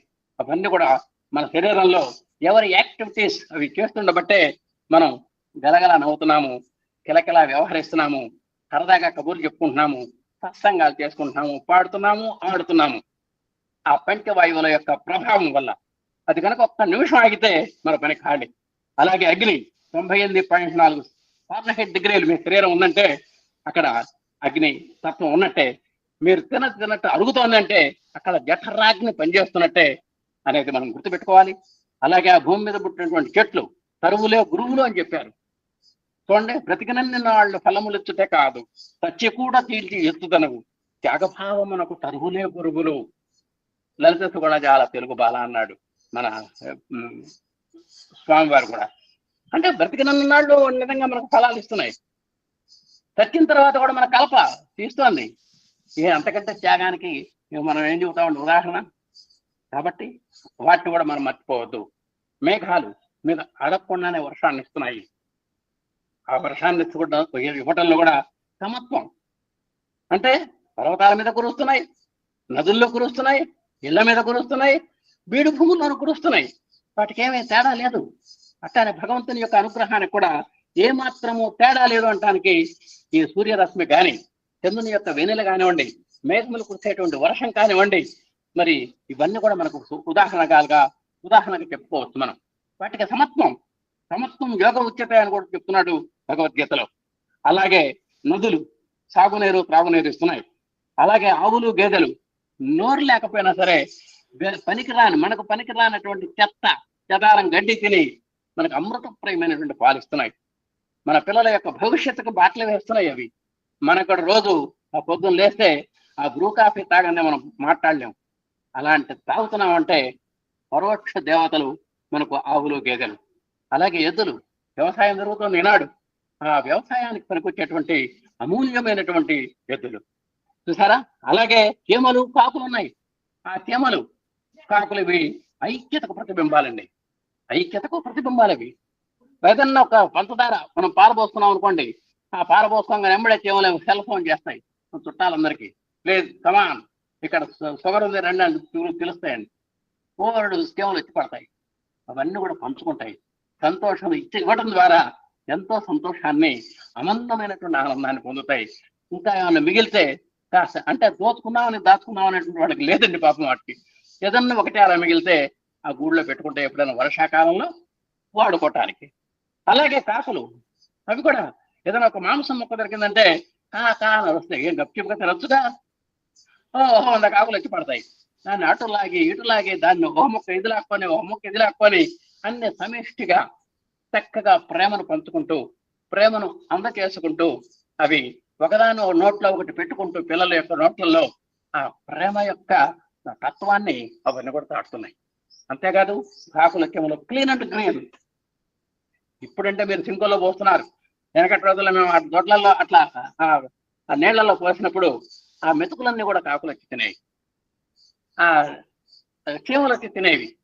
అంటే క్లీన్ అండ్ గ్రీన్ లో వాటికి తార్కాణం, వాటికి గొప్ప ఉదాహరణగా చెప్పడానికి అవకాశం ఉంది. ఇవన్నీ కూడా ఇవ్వడంలో ప్రధానమైనటువంటి ఏమాత్రం ఇప్పుడు మనం చెప్పుకున్నటువంటి వస్తువుల్లో మీ నుంచి ఆశించి ఇచ్చేటువంటిది ఏది లేదండి. ఒక సూర్యుడు అమేయమైనటువంటి వాట్స్. మీరు అసలు మీ ఇంట్లో బోల్డ్ కరెంట్ అవుతుంది, కొన్ని వేల రూపాయల కరెంట్ అవుతుంది. ఆ వేల రూపాయల కరెంట్ లో కొన్ని వేల రూపాయలు తగ్గిస్తున్నాడు మన సూర్య భగవానుడు. ఆయన యొక్క మీరు ఒక కాస్త కిటికీ తెరిస్తే చాలు, అక్కడ వెలుగు వస్తుంది, అక్కడ లైట్ వేయాల్సిన అవసరం లేదు. అంత అమేయమైనటువంటి కరెంటును మనకు ఆదా చేస్తున్నటువంటి భగవంతుడు సూర్యుడు. ఇలాంటి వాళ్ళంతా కూడా ఏమాత్రము ఆశించకుండా మనకు ఇవ్వటంలో చాలా మేధావులుగా ఉన్నారు. అలాగే పూల మొక్కలు ఉన్నాయి, అవన్నీ కూడా మనకు ఆహ్లాదాన్ని కలిగిస్తున్నాయి. అయ్యో మమ్మల్ని దోచుకుంటారేమో, మమ్మల్ని కోసుకుపోతారేమో, మమ్మల్ని ఎక్కడన్నా ముడుచుకుంటారేమో తలల్లో, లేకపోతే దేవుడి దగ్గర పాదాల దగ్గర పెడతారేమో, ఏం దిగులు లేదు వాటికి. హాయిగా ఇవ్వడమే, మన ఆత్మార్పణ చేయడమే, ఆత్మ నివేదన చేయడమే ఆ పూల యొక్క పని. ఆ విధంగా ఎన్నో పరిమళాలను గుబాళిస్తూ మనల్ని ఆహ్లాదపరుస్తున్నాయి అవన్నీ. ఏమాత్రం కలత చెందవు. అలాగే జంతువులు, ఇందాక మనం చెప్పుకున్నటువంటివన్నీ కూడా నిత్య జీవన గమనానికి అవన్నీ కూడా చక్కని బాటలు వేస్తున్నాయి. వేటికి దోచుకుందామని లేదు, దాచుకుందామని లేదు. ఒక్క మనకు మాత్రమే చెప్పాడు ఒక చోట, మనిషికి ఉన్నది లెక్కటండి, పశువుకు తిన్నది లెక్క అని చెప్పాడు. మనం నిజంగా ఫ్రిడ్జ్ లో ఉంటాయి మామిడి పండ్లు, నిజంగా మనం తినడానికి వీలేదు, మనకి ఎంత సంతృప్తో. ఫ్రిడ్జ్ లో ఉంటేనే సంతోషపడిపోతాం మనం. నిజంగా ఏమైనా నోట్లో పెట్టుకున్నామా, తిన్నామా, ఏమైనా అరిగిందా, అట్లానే స్వీట్లు, హాట్లు ఇవన్నీ కూడా ఫ్రిడ్జ్ లో ఉంటాయి. మనం తినడానికి యోగ్యత లేదు, డాక్టర్ గారు నో పర్మిషన్లు అన్నాడు. అయినా సరే మాకు ఇన్ని స్వీట్లు ఉన్నాయి, మాకు ఎన్ని హాట్లు ఉన్నాయి, ఎన్ని ఫ్రూట్స్ ఉన్నాయి అనేటువంటిది ఉన్నది మాత్రమే లెక్కడండి. నిజంగా ఇది ఎక్కడ చిత్రము నాకు. మానవుడికి ఉన్నది గొప్ప, పశువుకు తిన్నది గొప్ప అని చెప్పాడు. పశువు అదేం కాదు, చక్కగా దొరికినట్టు తింటుంది, తృప్తి పడుతుంది. కాబట్టి ఇక ఇవన్నీ కూడా మనం ప్రతిఫలాపేక్ష లేకుండా, ఇవన్నీ కూడా అసలు ఏం ప్రతిఫలాపేక్ష లేకుండా మనకు సేవ చేస్తున్నాయండి. సమస్త సృష్టి ఇస్తూ మరి ఇవ్వడంలో ఉన్నటువంటి సందేశాన్ని ఇస్తున్నాడు భగవంతుడు కూడా. సమస్తాన్ని సృష్టిస్తున్నటువంటి సృష్టికర్త కూడా ఆ సృష్టిని మనకు అందజేయడంలో ఎంత అందం ఉందో, ఎంత ఆనందం ఉందో మీరు కూడా నేర్చుకోండి బాబు అని ఆయన చెబుతున్నారు. ఆ విధంగా ప్రకృతి మనందరికీ కూడా ఒక గురువు కాగలిగింది అనేటువంటి విషయం మనం గుర్తుపెట్టుకోవాలి. భగవంతుడు ఎప్పుడు ఎవరిని మరవట్టండి, మరిచేది జ్ఞాపకం తెచ్చుకునేది ఒక భక్తులు మాత్రమే అని స్వామివారు అంటుంటారు. మనం ప్రతిరోజు కూడా అందరి దగ్గర నుంచి మనం ప్రేమను అందుకుంటామండి. మనం పొందుతున్నటువంటి ఆ ప్రేమని నిస్వార్థంగా ఇతరులతో పంచుకుంటే ఎంత హాయిగా ఉంటుంది. మన తల్లిదండ్రులు కానివ్వండి, మన హితులు సన్నిహితులు కానివ్వండి, స్నేహితులు కానివ్వండి, భార్య బిడ్డలు కానివ్వండి, వాళ్ళందరి ద్వారా మన దగ్గర ప్రేమను ఆస్వాదిస్తున్నాం. అలాంటి ఆస్వాదించేటువంటి మనము అదే ప్రేమని మళ్ళీ ఇతరులకు పంచడంలో మనం దేనికి కొరతపడాలి, దేనికి మనం దంకాలి, దేనికి మనం భయపడాలి, దేనికని మనం వెనకంజ వెయ్యాలి? ఆ విధంగా మనం పంచడం నేర్చుకోవాలి. ప్రేమను పంచుకోవడానికి డబ్బే అక్కర్లేదు. ఇందాక చెప్పుకున్నాం మనం, చిరునవ్వుతో కూడినటువంటి పలకరింపు చాలు. వికరణాలు ఇచ్చాడు భగవంతుడు, మనకు మనోవాక్కాయాలు ఇచ్చాడు. ఎదుటివాడి యొక్క సంతాపాన్ని పోగొట్టడానికి ఒక చిరునవ్వుతో కూడినటువంటి భరోసా, అమ్మ మేము ఉన్నాం, నీకేం ఢాకాలేదు ఒక మాట అంటే ఆ భాషలో ఉన్నటువంటి వాడికి నిజంగా మీరు ఆదుకోరో తర్వాత వాడికి ఎంతో ఉపశమనం కలుగుతుంది. కన్నీరు ముందర టక్కన ఆగిపోతుంది. ఇతరులతో ఆత్మవిశ్వాసాన్ని మనం రగులుపోతూ మన మాటలతో ఆత్మవిశ్వాసాన్ని ప్రోధి చేయడానికి మన మాటలు ఉపయోగపడతాయి. వాడిలో ధైర్యాన్ని మనం ఇవ్వడానికి అవకాశం ఉంది. ఎవరైనా ఒక తండ్రిని కానీ తల్లిని కానీ కోల్పోయినటువంటి వాళ్ళ దగ్గరికి మనం వెళ్తాం. వెళ్ళినప్పుడు వాళ్ళు ఎంతో కృంగిపోతుంటారు. శోక సముద్రంలో మునిగిపోతున్నటువంటి వాళ్ళని మనం చక్క ఆత్మీయంగా ఆ లోకతత్వాన్ని చెప్పి, ఇవన్నీ కూడా ఏం పర్వాలేదమ్మా, మేము ఉన్నాం, ఆయన హాయిగా 90 ఏళ్ల ముసలాయన, ఏం దిగులు పడద్దు నువ్వు, వారి యొక్క కాలధర్మం ఇది అని కాస్త అవి చెప్పి ఏం దిగులొద్దు, మేము ఉన్నాం అనేటువంటి ఒక భరోసా ఇస్తే దాన్నే ఆ సంతాప ప్రకటన అంటారు, సానుభూతి ప్రకటన అంటారు. దీన్ని ఇట్లాంటివి కూడా మనం చేయొచ్చు. కాబట్టి వీటికేం ఖర్చు లేదు. కావలసిన హృదయం, అందుట్లో కావలసిన పదార్థం ప్రేమ. ఆ ప్రేమను రంగరించాలి, ఆ హృదయంలో ద్రవింపజేయాలి. ఆ మాటల్లో ఆ విధంగా మనం మాట్లాడగలగాలి. ఇతరులకు తమ లక్ష్యాన్ని అందుకోవడానికి అవసరమైనటువంటి సలహా, ఎవరైనా ఉద్యోగార్థున్నాడు, ఆయన ఏదో బీటెక్ పాస్ అయినాడు, ఏం చేయాలి అన్నప్పుడు అతనికి ఒక మంచి సలహా ఇస్తే, ఇదిగో ఈ కోర్స్ పాస్ అవ్వాయా, నువ్వు ఉద్యోగం వస్తుంది అనేటువంటి సలహా ఇచ్చినా కూడా వాడి యొక్క దిగ్దర్శనం, వాడికి మార్గదర్శిగా మనం నిలబడిపోతాం. ఒక నిరాశలో ఉన్నాడు వాడికి ఒక ఆశ కల్పించడం, ఒక నిస్పృహలో ఉన్నటువంటి వాడికి ఒక భరోసా ఇవ్వడం, ఒక దుఃఖంలో డీలా పడినటువంటి వాడికి నేనున్నాను అనేటువంటి ఒక ధీమ, ఒక భీమ మీరు ప్రకటించడం, ఇవన్నీ కూడా ఇవ్వడంలో ఒక భాగాలే. మరి కురుక్షేత్రంలో డేలా పడినటువంటి అర్జునుడికి భగవంతుడు నిమిత్త మాత్రం భవసవ సాస్యం, ఏమయ్యా నువ్వు నిమిత్త మాత్రం నేనున్నాను, లే అన్ని నేను చూసుకుంటాను, నువ్వు ఊరుకో డమ్మిగా నిలబడు అన్నప్పుడు అతనికి అమ్మయ్యా ఇక నాకేం ఢోకాలేదు అనేటువంటి ఒక ఆత్మస్థైర్యం రావటం అనేది మనం చూసాం. అలాగే ఇవ్వడం ద్వారా మనం ఎంతో ఆనందాన్ని పొందుతున్నాము అనేది కూడా చెప్తున్నాం. ఇటీవల విజయవాడలో వరదలు వచ్చినాయి. అలాగే బాపట్లలో కూడా, మరి బాపట్ల ప్రాంతంలో కూడా వరదలు మనం తొలి చూసాం. ఇక అట్టానే దివిసీమలో మరి ఎప్పుడో 1977లో కూడా మరి ఊళ్ళు కొట్టుకుపోయినాయి. ఇలాంటి ప్రకృతి విపత్తులు మనకు సంభవించినప్పుడు మన విజయవాడలో కూడా మన సత్యసాయి భక్తులు ఇతర యొక్క సేవా సంస్థలతో పాటు వాళ్ళు కూడా ధీటుగా మరి మోకాల్లో బురదలో వాళ్ళంతా కూడా వెళ్ళి సేవలు చేసేటప్పుడు మరి ఎన్నడూ అడగటం కూడా చేత కానటువంటి ఒక మహిళ, ఏమయ్యా మేము 2 రోజుల నుంచి మంచినీళ్ళు కూడా తాగలేదు, మీ ముందు ఒక 2 వాటర్ బాటిల్స్ కోసం మేము చేయి చాస్తున్నాము అని వాడు దీనంగా అడిగినప్పుడు వాళ్ళకు మంచినీళ్ళు ఇచ్చి వాళ్ళంతా తాగి వాళ్ళు మీరు సాక్షాత్తు మాకు దేవతల్లాగా వచ్చారు, మీరే దేవుళ్ళు అని వాళ్ళు ప్రశంసించినప్పుడు వాళ్ళ కళ్ళల్లో ఉన్నటువంటి ఆనందం, అమందమైనటువంటి ఆనందం మన వాలంటీర్లు చూసి ఎంతో హృదయం ఉప్పొంగిపోయారు. వాళ్ళు సేవలో ఇంత మాధుర్యం ఉంటుందా, ఇవ్వడంలో ఇంత ఆత్మీయత ఉంటుందా, ఇంత మధురానుభూతి ఉంటుందా అనేది మన వాళ్ళు కూడా మరి చవి చూసినటువంటి సందర్భాలు మన విజయవాడలో కూడా జరిగినాయి. ఇవ్వటంలో ఉన్నటువంటి ఆనందం ఏమిటో అప్పుడప్పుడు బయటకు వస్తున్నటువంటి యూత్, అంటే నిజంగా వాళ్ళకి తెలియవు ఈ భావాలన్నీ కూడా. ఆ సత్యసాయి వాలంటీర్లంతా కూడా కుర్రాళ్ళు, ఆ కుర్రాళ్ళందరికీ కూడా ఒక ఆ హృదయంలో నాటుకుపోయింది, ఓహో ఇవ్వడంలో ఇంత ఆనందం ఉంది కాబోలు, ఎదుటివాడి యొక్క ఆనందాన్ని తవి చూస్తే మన హృదయం కూడా ద్రవిస్తుంది కాబోలు అనేటువంటి కూడా తెలిసింది. అలాగే ఇక మనం పురాణాల్లో కనుక ఒకసారి చూసుకున్నట్లయితే మరి జీమూత వాహనుడు కూడా ప్రాణత్యాగానికి సిద్ధపడ్డాడు. అలాగే శిబి చక్రవర్తి ఆ డేగ పావురాన్ని తరుముకొచ్చినప్పుడు నేను తినేటువంటిది పావురాన్ని నేను తినాల్సిందే అని డేగ అన్నప్పుడు, కాదు బాబు ఆ పావురానికి హామీ ఇచ్చినటువంటి మీదట మనకు శిబి చక్రవర్తి దాని బరువు కలిగినటువంటి మాంసం నేను కోసేస్తాను అని తొడ నుంచి కోసివ్వటం, ఎంత మాంసం అక్కడ పెట్టినా కూడా అది పోగకపోవటం, తర్వాత మరి దివ్య అనుగ్రహం వల్ల మరి వాళ్ళ దేవతలు పరీక్ష చేయడానికి వచ్చారు అనేటువంటి తేల్టం ఆ రంతిదేవుని యొక్క దాతృత్వానికి, మన శివ చక్రవర్తి యొక్క దాతృత్వానికి బాగా అర్థం పడుతోంది. అలాగే రంతిదేవుడు మండల దీక్ష మరి మొత్తం సర్వస్వం కోల్పోయి దానాల ద్వారా ఆయన చివరికి ఒక 40 రోజులు ఉపవాసం ఉండి చివరికి కాస్త అన్నము నీళ్లు దొరికినటువంటి సందర్భంలో మరి ఆ దేవతలు పరీక్ష నిమిత్తమై ఒక చండాలుడు ఒక బిత్తగాడు రూపంలో రావడం, వాళ్ళు అన్నం అడగటం నీళ్లు అడగటం వాళ్ళకు కూడా ఇవ్వడం జరిగింది. అంటే ఆ విధంగా కర్ణుడు తన ప్రాణాలు పోతున్నాయని తెలిసినా సరే కవచకుండలాల్ని తన దేవేంద్రుడికి దానం చేసినటువంటి సంఘటన మనకు తెలుసు. నిజంగా ఈ 2 లేకపోతే నీకు మనుగడ లేదు, నీకు జీవన గమనం లేదు అని సూర్య భగవానుడు ఎంత చెప్పినా సరే ఆయన నేను మహాదాత అని బోర్డు పెట్టుకున్నాను కాబట్టి లేదు కాదు అనడానికి అవకాశం లేదు అని ఆయన తన కవచకుండలాలను దానం చేశాడు. చివరికి మరి మరణానికి కూడా ఆయన పాల్పడ్డాడు. కురుక్షేత్రంలో మరణానికి కూడా ఆయన గురైనాడు. తెలుసు అతనికి నేను చనిపోతానని తెలిసి కూడా, అంటే తన ప్రాణహాని ఉన్నా సరే ఆ ఇవ్వడంలో ఉన్నటువంటి ఆ ఆనందహారమూతిని అతను ఆ దాతృత్వాన్ని దాచుకోలేదు. అలాగే దధీచి ఆయన యొక్క వెన్నెముక కావాలన్నారు వజ్రాయుధం తయారు చేయడానికి.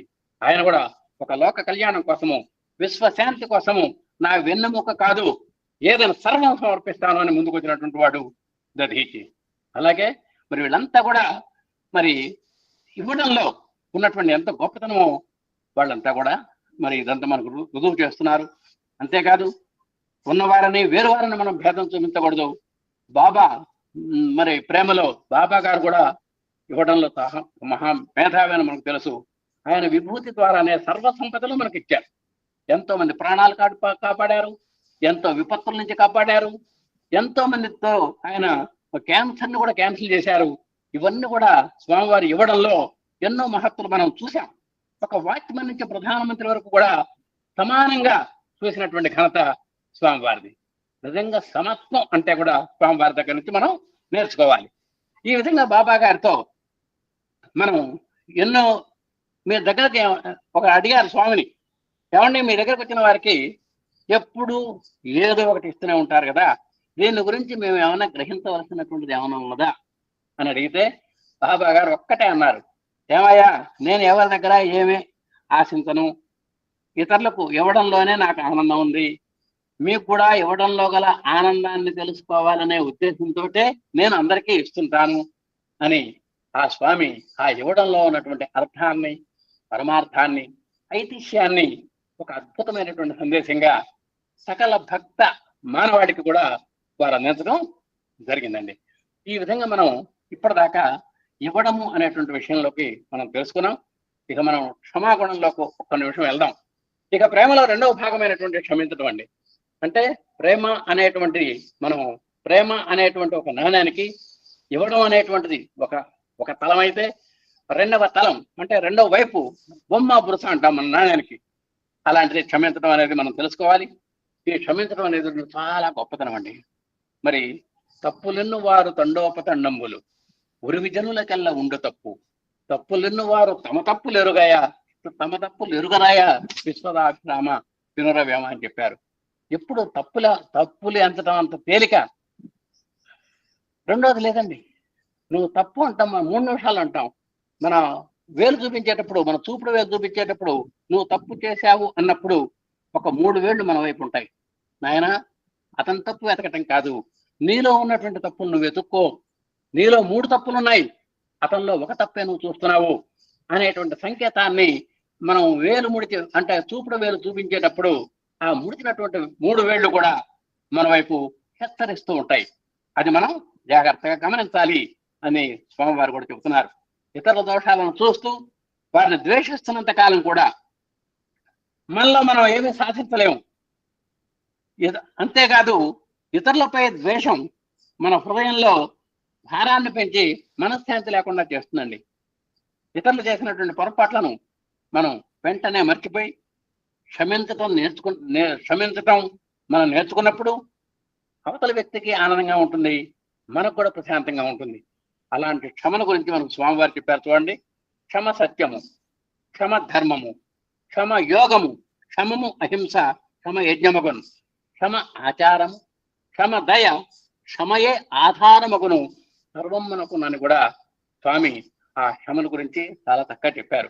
నీకు మనశ్శాంతి లభించాలంటే నువ్వు విమర్శించడం మానుకో, ద్వేషించటం మానుకో, ఈర్ష్యాభావాన్ని మానుకో, పుల్లవీర్పు మాటలు మాట్లాడటం మానుకో. అదే విమర్శించడం అంటే కూడా. కాబట్టి అలాంటి క్షమాన్ని మనం సత్యంగా భావించాలి, ఆ క్షమనే ధర్మంగా భావించాలి, ఆ క్షమనే శాంతిగా అనుకోవాలి. ఇవన్నీ సద్గుణాలు క్షమలోనే ఉన్నాయి కాబట్టి వాటిని మనం చాలా జాగ్రత్తగా ఆరాధనా భావంతో మనం ఆ క్షమని కష్టపడి నేర్చుకోవాలి. నిజంగా మన దగ్గర క్షమ లేకపోవచ్చు. మన స్వామి యొక్క చూపించినటువంటి ఉదాహరణ ద్వారా అయినా సరే మనం ఆ క్షమని నెమ్మదిగా కొద్దిగా మనం అలవాటు చేసుకోవచ్చు. ఏదైనా అభ్యాసం కూసు విద్య అన్నాడు కాబట్టి అభ్యాసంతో సాధనాత్ సాధ్యతే సర్వం. మీరు సాధన కనుక మీ దగ్గర ఉంటే సాధించబడనిది ఏదీ లేదు అని స్వామి చెబుతారు. సాధనాత్ సాధ్యతే సర్వం. మీరు సాధన ద్వారా సర్వాన్ని సాధించవచ్చు అని స్వామి చెప్తున్నారు. మనలో ద్వేషగుణం తగ్గాలి, క్షమాగుణం పెరగాలి. దానికి మనం ఆ వైపుగా అంటే మనం ద్వేషించడం తగ్గించుకోవాలి, క్షమాగుణం పెంచుకోవాలి అనేటువంటి దిశగా మనం వెళ్ళాలి అండి. ఇదే మానవత్వానికి ప్రతీక అని చెప్తున్నారు. మరి దీనికి ఉదాహరణ ఒకటి చెప్పారు భారతంలో. మరి ద్రౌపది మానభంగం జరుగుతున్నప్పుడు ఆమె ఒలువలు ఊడ తీస్తున్నప్పుడు ఆమెకు ఎంతో ఉక్రోషం కలిగింది. హృదయంలో ప్రత్యేక జ్వాలలు రగిలినాయి. ఎలాగైనా సరే ఎవడైతే నా యొక్క చీరను పట్టుకొని నన్ను లాక్కొచ్చాడో అలాంటి దుశ్శాసనుల యొక్క సంహారం చూచి అతని రక్తాన్ని ఈ కుర్లకు రాసుకుంటే గాని నాకు మనశ్శాంతి ఉండదు అని ఆమె భీకరమైనటువంటి ప్రతిజ్ఞ చేసింది. అంటే ఇది కోపానికి ప్రతీక. ఆ కోపానికి కూడా ఇక్కడ కారణం ఉంది. అలాంటి ద్రౌపదే అంటే మనం ఏమనుకుంటామంటే ద్రౌపది అనగానే ఒక కోపిష్టి అనుకుంటాం ఈ సందర్భం ద్వారా. కానీ అదే ద్రౌపదిని మరొక కోణంలో కనుక చూసినట్టయితే ఆమె కురుక్షేత్ర సంగ్రామ అనంతరం ఉప పాండవులు అనబడేటువంటి తమ బిడ్డల్ని అశ్వత్థామ చంపినప్పుడు ఆ అశ్వత్థామను బలవంతంగా భీమార్జునులు లాక్కొని తీసుకొచ్చి ఆ ద్రౌపది ఎదుటి నిలబెట్టారు. ఇదిగో ఇప్పుడు ఏం చేయమంటావో చెప్పు, అపాండవం చేసినటువంటి ఈ అశ్వత్థామని నీ కళ్ళ ముందే చంపేస్తాం అన్నారు. అప్పుడు ద్రౌపది ఏమందంటే, నాయన ఇప్పటికే అపాండవం అవడం వల్ల నేను పుత్రశోకాన్ని అనుభవిస్తున్నాను. అలాగే ద్రోణాచార్యుడు మీ గురువు గారు, ఆ ద్రోణాచార్యుడు యొక్క కొడుకు అశ్వత్థామ, ఇప్పుడు అశ్వత్థామను చంపడం వల్ల మీ గురుపత్ని పుత్రశోకంతో బాధపడుతుంది. నేను ఎలాగో పుత్రశోకంతో బాధపడుతున్నాను, ఆమెను పుత్రశోకానికి గురి చేయకండి, వెంటనే వదిలేసేయండి అని తన భర్తలైనటువంటి ఆ శివుడికి అర్జునుడికి కూడా ఆమె సలహా ఇచ్చిందండి. అంటే అంత కోపంతో ఊగిపోయినటువంటి మనిషి ఇంత క్షమాగుణాన్ని ఎలా ప్రదర్శించిందా అని మనం అనుకుంటాం. ఇదంతా కూడా ఒక మనస్సంయమనము, ఇంద్రియ నిగ్రహము, ఆ మనోవాక్కాయాల మీద మనకు అంత కమాండెన్స్ ఉండాలి అని స్వామివారు చెబుతున్నారన్నమాట. తర్వాత నిజంగా ఇట్లాంటి క్షమాగుణం కలిగినటువంటి వాళ్ళు ఎవరన్నా ఉన్నారా అని మనం ఒకసారి చూస్తే ఆ సీత కూడా రావణ వధానంతరము ఆంజనేయ స్వామి వచ్చాడు, అమ్మా ఇప్పుడు మనం గెలిచేవాళ్ళం, ఇప్పుడు నన్ను ఎవరైతే వేధించారో రాక్షస స్త్రీలు చెప్పు, వాళ్ళని ఖండాలుగా నరికి అవతల బారేస్తాను అన్నాడు. అప్పుడు సీతమ్మ వారు ఏమన్నంటే, ఏమయ్యా నువ్వు రాముడు ఒక ఆజ్ఞ జారీ చేస్తే నువ్వు ఏం చేస్తావు అని అడిగింది నన్ను చిన్న ప్రశ్న. అమ్మ శిరసావహిస్తాను అని సవినయంగా చెప్పాడు. అలాగే రావణాసురుడు ఇచ్చినటువంటి ఆజ్ఞని రాజ్యంలో ఉన్నటువంటి స్త్రీలు కూడా మరి అమలుపరచడంలో అది తప్ప ఒప్ప అని అడిగిందండి. అమ్మ ఎట్ట తప్ప అవుతుందమ్మా, మన రాజు చెప్పినట్టు మనం చేయాలి కదా అన్నాడు. మరి వాడు చేసింది కూడా అదే కదా, తమ ప్రభు అయినటువంటి రావణాసురుడు యొక్క ఆజ్ఞను అమలు పరిచారు. ఆ లంకాపుర స్త్రీలు నన్ను హింసించారు, బాధించారు, మాటలతో వేధించారు, ఇవన్నీ జరిగినాయి. దేని వల్ల జరిగినాయి? ఆ రావణుని యొక్క పురమాయింపు వల్ల జరిగినాయి. రావణుడు పురమాయింపుగా వాళ్ళు ఆయన యొక్క విధి నిర్వహణ చేశారు తప్ప వాళ్ళకి నా మీద ద్వేషమే ఉంది, కాబట్టి వాళ్ళని క్షమాగుణంతో వదిలేసేయి అని ఆ సీతమ్మ వారి యొక్క క్షమాగుణానికి మనం ఉదాహరణగా మనం చెప్పుకోవచ్చండి. నిజంగా ఇంకోళ్ళు అయితే నరికి పోగులు పోయి అంటాం మనం. అలాగే కుశనాభుడు అనేటువంటి ఆయన ఉన్నాయండి, ఆయనకు 100 మంది కూతుళ్ళు ఉన్నారు, మంచి అప్సరసలు సుందరాంగులు. వాళ్ళంతా కూడా వన విహారానికి వెళ్ళారు. అప్పుడు వాయుదేవుడు చల్లనిగా వీస్తున్నాడు, చల్లటి వాయువులు వీస్తున్నటువంటి వాయుదేవుడికి ఆ 100 మంది మీద కన్ను పడిందండి. అక్కడ దిగాడు, ఏమండి మిమ్మల్ని 100 మందిని నేను వివాహం చేసుకుంటాను అన్నాడు. అందుట్లో ఒక జ్యేష్ఠ పుత్రిక, అంటే అందుట్లో ఒక పెద్దమ్మాయి ఏమందంటే, ఏమండి మీ యొక్క ఆలోచనలో తప్పు లేదు, కానీ మేము అస్వతంత్రులము, పరాధీనులము, తల్లిదండ్రుల యొక్క పాలనలో మేము ఉన్నాము, వారు ఏం చెప్తే చేయాలి, మీ యొక్క కోరికని దయచేసి మా తల్లిదండ్రులకు విన్నవించండి, వారు ఎలా చెప్తే అలా చేద్దాము, మీ మీద మాకు ఎలాంటి ద్వేషము లేదు, కానీ ఇప్పుడు ఇక్కడికిక్కడే మమ్మల్ని వివాహం అంటే గాంధర్వ వివాహం అని అవుతుందండి, నేను గాంధర్వ వివాహం చేసుకుంటానంటాడు అతను. అలా చేసుకోవడానికి అవకాశం ఉంది సార్, మా తండ్రి గారిని అడగాను నేను అంటే సున్నితంగా తన యొక్క అభ్యర్థనని, ప్రేమను సున్నితంగా తిరస్కరించిందన్నటువంటి భావంతో ఆ వాయుదేవుడు 100 మందిలో ఉన్నటువంటి ప్రాణవాయువుని ఒక్క అరసెకండ్ ఆపేశాడండి. ఆపేసి మళ్ళీ ఇచ్చాడు. అంటే మనం కరెంట్ స్విచ్ ఆఫ్ చేసి ఆన్ చేసాం, లైట్ ఆపేసాం, లైట్ వేసాం, దాంతో మీరు పోల్చుకోండి. ఆ విధంగా ప్రాణమైన ఒక్క లిప్త కాలం ఆపేసి మళ్ళీ ఇచ్చాడండి. ఆ లిప్త కాలం వాయువు ఆగిపోయినటువంటి స్తంభించినటువంటి కారణానికి ఆ సుందరాంగులంతా కూడా వికలాంగులు అయ్యారండి. అంటే వెంటనే ఒక్క లిప్త కాలం కనుక ప్రాణవాయువు మన శరీరంలో ఆగిపోతే అంత విపత్కరమైనటువంటి పరిణామాలు జరుగుతాయండి. వెంటనే వికలాంగులు అయ్యారు, వెళ్ళిపోయినాడు. వీళ్ళంతా కూడా ఇంటికి వెళ్ళారు. వెళితే చాలా ఆశ్చర్యపోయినాడు తండ్రి, ఏమ్మా ఏంటి ఇలా జరిగింది, ఏంటి ఇలా ఉన్నారు అని అడిగారు. జరిగిందంతా కూడా చెప్పారు. మరి వాయుదేవుడిని మీరేం చెప్పించలేదా అని అడిగాడు. చెప్పించలేదు నాన్నగారు, అది మరి తప్పు కదా నాన్నగారు అన్నారు.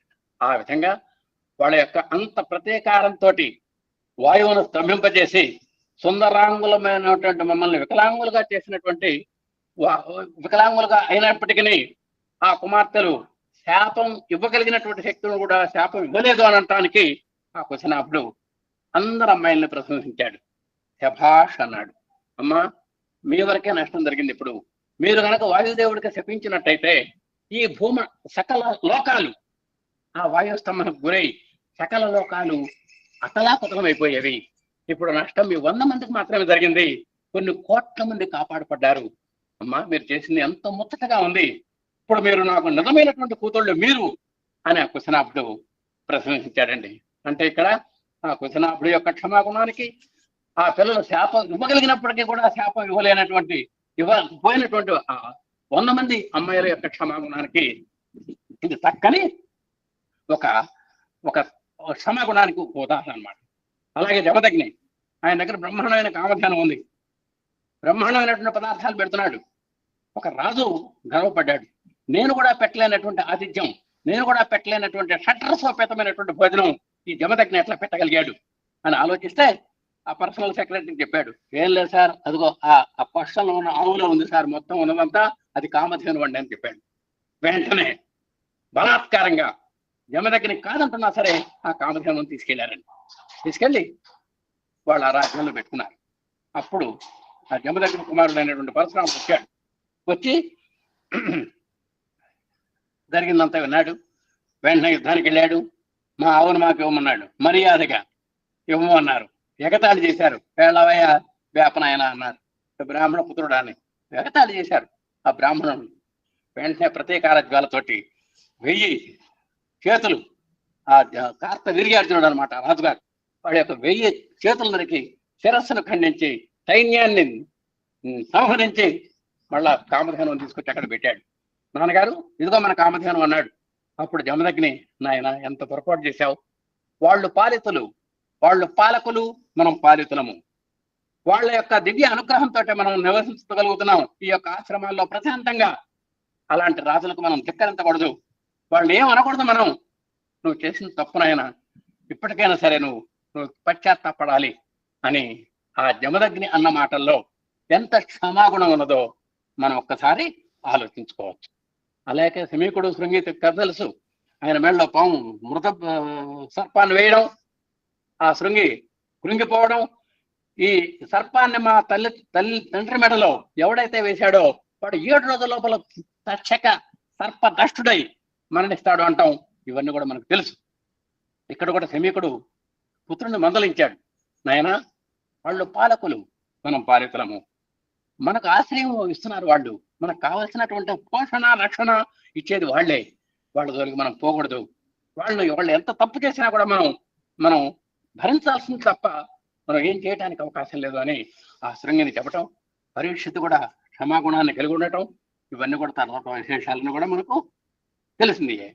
ఈ విధంగా మరి క్షమాగుణానికి కొన్ని ఉదాహరణలు మనం చూడగలిగాం. అలాగే మనలో అటువంటి క్షమాగుణం లేనప్పుడు మనకు కష్టం కలిగించినటువంటి వ్యక్తి మీద ప్రతీకారం తీర్చుకోవాలనేటువంటి భావం కూడా మనకు ప్రబలుతుందండి. జనరల్గా ఊగిపోతాం. ఎవడన్నా ఒక మాట అంటేనే మనం పడం, కొడితే అసలు పడం. ఒకవేళ డబ్బు పూర్వకంగా నష్టపెడితే వాడిని జీవితంలో మనం మర్చిపోం, వాడిని రోజు శాపనార్థాలు పెడతాం, వాడి యొక్క చావును కూడా కోరతాం. మనం అంత ప్రతీకార జ్ఞానతోటి ఊగిపోతూ ఉంటాం. ఇవి మంచి లక్షణాలు కావు అని స్వామి తనకు చెప్పారు. కోపం వల్ల ఎంత హాని జరుగుతుందని చెప్పారు. ఆ కోపం వద్దు అని చెప్పారు. తీవ్రమైనటువంటి కోపాన్ని రగిలించి విశేషణ నశింపజేసి ఇతరులకు ఆగ్రహంతో దుర్భాషలాడే స్థాయికి మనకు తెస్తాయి. కాబట్టి అలాంటి మితిమీరినటువంటి కోపం మనకు వద్దని చెప్పారు. ఇలాంటి చర్యల వల్ల మనకున్నటువంటి మిత్రులు కూడా శత్రువులు అవుతారు. ఒక కోపంగా మాట్లాడితేనే మన ఫ్రెండ్ శత్రువు అయిపోతాడు. మనం కొరకొర చూస్తే మన మిత్రులుగా దూరం అయిపోతారు. కాబట్టి మనకు ప్రేమగా మాట్లాడితే శత్రువులు కూడా మిత్రులు అవుతారు. అప్పటిదాకా నేను అపార్థం చేసుకున్నాను, అలాంటి వారు చాలా మంచివారు అనేటువంటి తనకు ఉన్నటువంటి ఆ ద్వేషాన్ని కూడా మానుకొని మన మిత్రులు కూడా, మన శత్రువులు కూడా మనకు మిత్రులు అయ్యేటువంటి స్థాయిలో మనం ప్రేమను పెంచుకోవాలి తప్ప కోపాన్ని పెంచుకోకూడదు అని చెప్పారు. ఒక కోపం వల్ల 3 నెలలు తిన్నటువంటి తిండి కూడా అది హరించుకుపోతుందండి, నీరుగా మారిపోతుందట. కోపం వచ్చే సమయంలో మనం నిగ్రహించుకోవటానికి మంచి మార్గాలను అన్వేషించుకోవాలి అని కూడా స్వామివారు చెబుతున్నారు. బలవంతానైనా సరే మన తప్పులను మర్చిపోవడం నేర్చుకోవాలి. మనం చేసినటువంటి పొరపాట్లని, దోషాలని క్షమించమని భగవంతుని ప్రార్థిస్తున్నాం కదా మనం. అభినయం అపహర విష్ణు శమయ మనః దమయ విషయమురుగ తృష్ణాం భూతదయాం విస్తారయ తారయ సంసార సాగరత మన భగవంతుణ్ణి క్షమించమని అడుగుతున్నప్పుడు అదే క్షమాగుణం మనలో కూడా ఉండాలి కదా, మనలో కూడా ఉండాలిగా. మరి అలాంటి మరి భగవంతుణ్ణి ఏదైతే అడుగుతున్నామో అది మన దగ్గర కూడా ఉండేలాగా చూసుకోవాలి అని స్వామివారు చక్కగా చెబుతున్నారు. అలాగే ఐఎమ్ సారీ అంటుంటాం, ప్లీజ్ ఎక్స్క్యూజ్ మీ అంటుంటాం. అన్నప్పుడు మరి అవతల వాడికి కూడా I'm sorry sir, please excuse me అనేటువంటిది వాళ్ళకు కూడా ఉంటుంది కదా. మహాభారతం మొత్తం ఒకటే చెప్పింది, ఉరులే ఎదిగనరించిన నరవర అప్రియము తన మనమ్మునకగు తాను పొరులకు అవి చేయకునికి పరాయణము సకల ధర్మ పదములకెళ్ళను. నువ్వు ఏ పని చేస్తే, ఎదుటివాడు ఏ పని చేస్తే నీ మనసు కష్టం కలుగుతుందో అలాంటి పనిని, అలాంటి మాటను కానీ, అలాంటి మనసుని కానీ, అలాంటి చేతను కానీ నువ్వు ఎదుటివాడి పట్ల ప్రదర్శించకుండా ఉండటమే. ఆయన కొట్టాడు, నువ్వు కొట్టకుండా ఉండాలి. ఆయన మాట అన్నాడు, నువ్వు మాట అనకుండా ఉండాలి. ఆయన నీ యొక్క చావును కోరాడు, నువ్వు మళ్ళా అతని యొక్క చావును కోరకూడదు. ఇలాంటి దుర్భాషలు ఆడకూడదు. అతను తప్పు చేశాడు ఆచరణలో, నువ్వు తప్పు చేయకూడదు. ఇదే పరాయణము సకల పదములకెళ్ళను. ఎదుటివాడు ఏది చేస్తే నీకు బాధ కలిగిందో అది నువ్వు వాడికి చేయకుండా ఉండటమే మహాభారతం యొక్క ప్రముఖమైనటువంటి అర్థము పరమార్థము అని మనకు ఇక్కడ శాస్త్రాలు కూడా చెబుతున్నాయి. ఎదుటి వ్యక్తి మనకు వ్యతిరేకంగా ఉండొచ్చు, కోపంగా ఉండొచ్చు, కోపంగా మాట్లాడచ్చు, మనం వెంటనే రియాక్షన్ అవ్వకూడదని చెబుతున్నారు స్వామి. అంటే నిజంగా మనకు ఎంతో మంది వ్యతిరేకంగా, మనం అవునన్నది కాదంటామో సమాజంలో గొప్పండి. మనం ఏదైతే అవునంటామో సమాజం అది కాదంటుంది. అంటే కొంతమంది మనం కోపంగా మాట్లాడితే భరాయించలేదు, మన వెంటనే ఒక్కోసారి ఎదుటివాడు మనకు వ్యతిరేకంగా ఉన్నా, ఎదుటివాడు కోపించినా మనం వెంటనే రియాక్షన్ అవుతాం. జనరల్గా అంటే మాటకు మాట అంటాం, దెబ్బకు దెబ్బ అంటాం, కత్తి కత్తి అంటాం. అలాంటి పరిస్థితిని మనం తెచ్చుకోకూడదు. తద్వారా మనం మనశ్శాంతిని కోల్పోతాం. అదే సమయంలో అదే రియాక్షన్ కాకుండా రెస్పాన్స్ ఇవ్వగలగండి అంటున్నారు స్వామి. ఆ రియాక్షన్ ప్రధానికి రెస్పాన్స్ కనుక ఇవ్వగలిగితే మన మనసులో సమతుల్యత అంటే బ్యాలెన్స్, మన మనసు బ్యాలెన్స్ అవుతుంది, తప్పకుండా నిగ్రహం కలుగుతుంది. ఆ రెస్పాన్స్ మరి చిరునవ్వుతో కూడినటువంటి క్షమాగుణంగా మీరు భావించాలి అని కూడా చెబుతున్నారు. కాబట్టి ఒక్క నిమిషం కనుక మనం తమాయించుకుంటే మనకు వెంటనే అతను కూల్ అయిపోతాడు. ఇంట్లో భార్యాభర్తలకు కూడా తేడా వస్తుంటాయి. ఆకాశం అంత ఎత్తు ఎగురుతుంది. ఆ ఎగిరినప్పుడు మనం కాస్త శాంతం, ఈయన శాంతం కనుక పడితే ఆమె కూల్ అయిపోతుంది. అలాగే ఆయన ఆకాశం అంతా ఎగురుతుంటాడు భర్త గారు, ఒక్కోసారి ఆయన పాపం ఏం చేయలేనటువంటి దుస్థితిలో ఆమె కూడా కొంచెం తమాయించుకుంటే, ఏమంటే అది కాదు, ఇందాక మీకు కోప్పడ్డారు, మనం ఇలా చేస్తే బాగుంటుంది, అలా చేస్తే బాగుంటుంది, ఆ సమస్యని ఇలా పరిష్కరించుకుందాం అని ఒక సామరస్య ధోరణిలో మనకు చేసుకున్నట్టయితే వెంటనే అక్కడ ఆ ప్రేమ గుణం ద్వారా మనకు క్షమాగుణం మనకు క్షమగా పరివర్తన చెందుతుందన్నమాట. ఇట్లా దానికి ఈ విధంగా మరి ఎదుటివాడు కోపించినా సరే మనం నిగ్రహంగా ఉండటానికి కూడా ఒక ఉదాహరణ కూడా స్వామివారు చెప్పారు. ఒక బుద్ధుడు యొక్క ఉదాహరణ చెప్పారు. బుద్ధుడు భిక్షాటనకు వెళ్ళేటండి. ఈ భిక్షాటన చేస్తున్నటువంటి సంగతి వాళ్ళకి తెలుసు, ఆ వెళ్ళినటువంటి ఆయనకు తెలుసు, అంటే ఆ గృహ యజమానికి తెలుసు. ఆయన బాగా దూషిస్తున్నాడు. బుద్ధుల్లో ఏమాత్రము స్పందన లేదు. అంటే అన్ని తిరుగుతున్నా కూడా బుద్ధుల్లో ఏమాత్రము వికారాలు లేవు. పైగా చిరునవ్వులు చిందిస్తున్నాడు. చివరికి అతను విసిగిపోయి, నేను ఇన్ని రకాలుగా తిట్టుతున్నప్పటికీ మీకు బాధగా అనిపించట్లేదా అన్నాడండి. అప్పుడు బుద్ధుడు, నువ్వు ఏదైనా సరే వస్తువును ఇతరులకు ఇచ్చినప్పుడు ఆ వస్తువును అతను స్వీకరించకపోతే ఏమవుతుంది అని ప్రశ్న అడిగాడు. నువ్వెవరికో వస్తువు ఇచ్చావు, ఆయన తీసుకోలేదు, అప్పుడు ఏమవుతుంది అంటే అతను ఆ వస్తువును స్వీకరించకపోతే నాకే చెందుతుంది కదా అన్నాడు.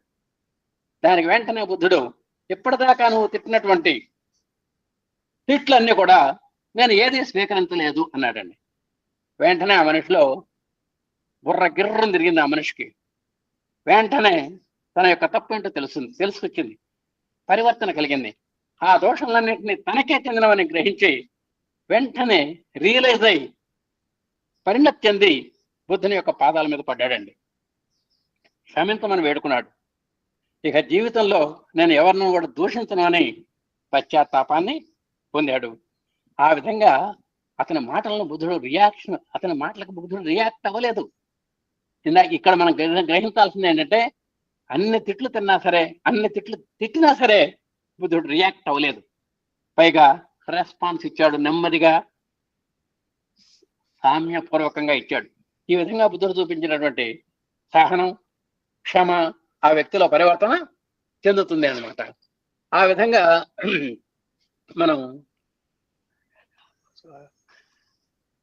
ఇక్కడ రియాక్షన్కి రెస్పాన్స్ కి మనం ఇచ్చారు. ఎవరైనా సరే మీ తప్పుల్ని తెలియజేస్తే అతనితో వాదించకుండా మీరు వాదించొద్దు అని చెబుతున్నారండి. పొరపాటును కూడా మీరు వాదించొద్దు, ద్వేషం పెట్టుకోవద్దు.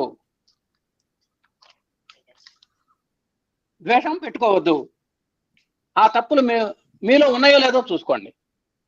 ఆయన ఏదైతే ఆరోపణలు చేశాడో ఆ ఆరోపణలు మనకేమైనా వర్తిస్తాయా, నేనేమైనా నా జీవితాన్ని నేను సరి చేసుకోవాలనా, నా యొక్క మనసుని ఏమైనా పరివర్తన తెచ్చుకోవాలనా అనేటువంటిది మీరు ఆలోచించాల్సినటువంటి అవసరం ఉంది. మీ తప్పుల్ని మీరు సవరించుకోండి అనేటువంటి విషయం కూడా మీరు గ్రహించాలని చెప్పారు.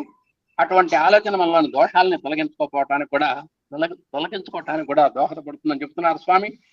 మన మనసులో ఉన్నటువంటి క్రోధాన్ని తగ్గించుకోవాలి, శాంతినిగా పరివర్తింపజేసుకోవాలి అని కూడా స్వామి పదే కూడా చెబుతున్నారండి. మరి ఈ కోపం పగ కూడా విషం లాంటివి అని చెప్పారండి. మనం కోపగించుకోవడం అనేటువంటిది ఒక విషం తాగి ఇతరులు సరిపోవాలని కోరుకోవడమే అనేది కూడా స్వామి చక్కటి చమత్కారం చేశారండి.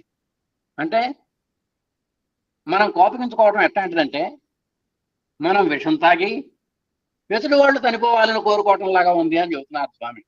అంటే ఎంత ప్రమాదమో చూడండి. కానీ క్షమ అట్లాంటిది కాదటండి, అది అమృతం లాంటిది అంటున్నారు. అది క్షమించిన వాడిని, విమర్శించిన వాడిని కూడా ఎంతో మేలు చేస్తుంది అంటున్నారు. ఉభయులకు కూడా మనశ్శాంతిని ఇస్తుంది అంటున్నారు. అలాగే కోపం అనేది ఒక నిప్పు లాంటిది అని పెద్దలు చెబుతున్నారు. అది ఎంత కాలమైనా సరే మనలో ఉండి మన హృదయాన్ని దహించి వేస్తుందని చెప్పారు. మీ అందరికి ఇక్కడ కొన్ని పేర్లు కొన్ని ఇక్కడ మనకు ఉన్నాయండి ఉదాహరణలు. ఏమిటంటే ఒక రావణాసురుడు కానివ్వండి, ఒక విశ్వామిత్రుడు, రావణాసురుడు ఆ సేతు తనకు దక్కలేదనేటువంటి విషయంలో యావత్ జీవితం కొత్తలాడిపోయినాడండి. మరణించినంత వరకు కూడా ద్వేషం పెట్టుకున్నాడు. విశ్వామిత్రుడు ఆ సత్యహరిశ్చంద్రుడిని ఎట్లయినా సరే అబద్ధం ఆడించాలి అనేటువంటి నెపంలో ఎంతో కాలం కృషించిపోయినాడు. అలాగే మరి దుర్యోధనుడు ఆ పాండవుల మీద పగ పెట్టుకొని కంటి కునుకు లేకుండా చేసుకున్నాడు. ఏ రోజు సుఖ నిద్రపోలేదు. ఏసీలో పడుకున్నా కూడా దుర్యోధనుడికి నిద్ర పట్టలేదంటే మీరు వాటిలో పగ ద్వేషం ఎంత తగిలినాయో మీరు ఆలోచించుకోండి. ఆ కీచకుడు ఆ సైరంధ్రి అనేటువంటి అమ్మాయిని ప్రేమించాడు. ఆ అమ్మాయి తృణీకరించింది అనేటువంటి ఉద్దేశంతో వాడికి సచ్చిందాకా వాడికి నిద్ర పట్టలేదండి. అలాగే శిశుపాలుడు కూడా తన చెల్లెల్నేమో రుక్మి అనే వాడికి మన శిశుపాలుడికి ఇద్దామని ఆయన కోరిక, తన తండ్రికి ఏమో శ్రీకృష్ణుడికి ఇద్దామని కోరిక. ఎట్టయినా శ్రీకృష్ణుడికి ఎక్కడ దక్కుతుందో నా చెల్లెలైనటువంటి రుక్మిణి ఎట్టయినా సరే నా ఫ్రెండ్ అయినటువంటి శిశుపాలుడికి ఇవ్వాలి అని ఆ శిశుపాలుడు కూడా, అంటే రుక్మిణి అమ్మైనటువంటి రుక్మికి బాధ కలిగింది. శిశుపాలుడు కూడా నాకెక్కడ దక్కకుండా పోతుందో అనేటువంటిది వాడికే నిద్ర పట్టలేదండి. అలాగే 100 తప్పులు తిట్టాడండి శ్రీకృష్ణుడిని. శ్రీకృష్ణుడు రాజసూయాగం జరిగేటప్పుడు తిట్టకుండా 3 తప్పులు తిట్టాడు. ఆ విధంగా అతనికి కూడా శ్రీకృష్ణుడి మీద ద్వేషం కలిగిందండి. ఈ విధంగా మనం జాగ్రత్తగా ఆలోచించుకుంటున్నట్టయితే దానివల్ల మనం సాధించేది ఏమీ లేదు అనేది మనకు అర్థమైపోతుంది. కాబట్టి మనం క్షమ నేర్చుకోవాలి.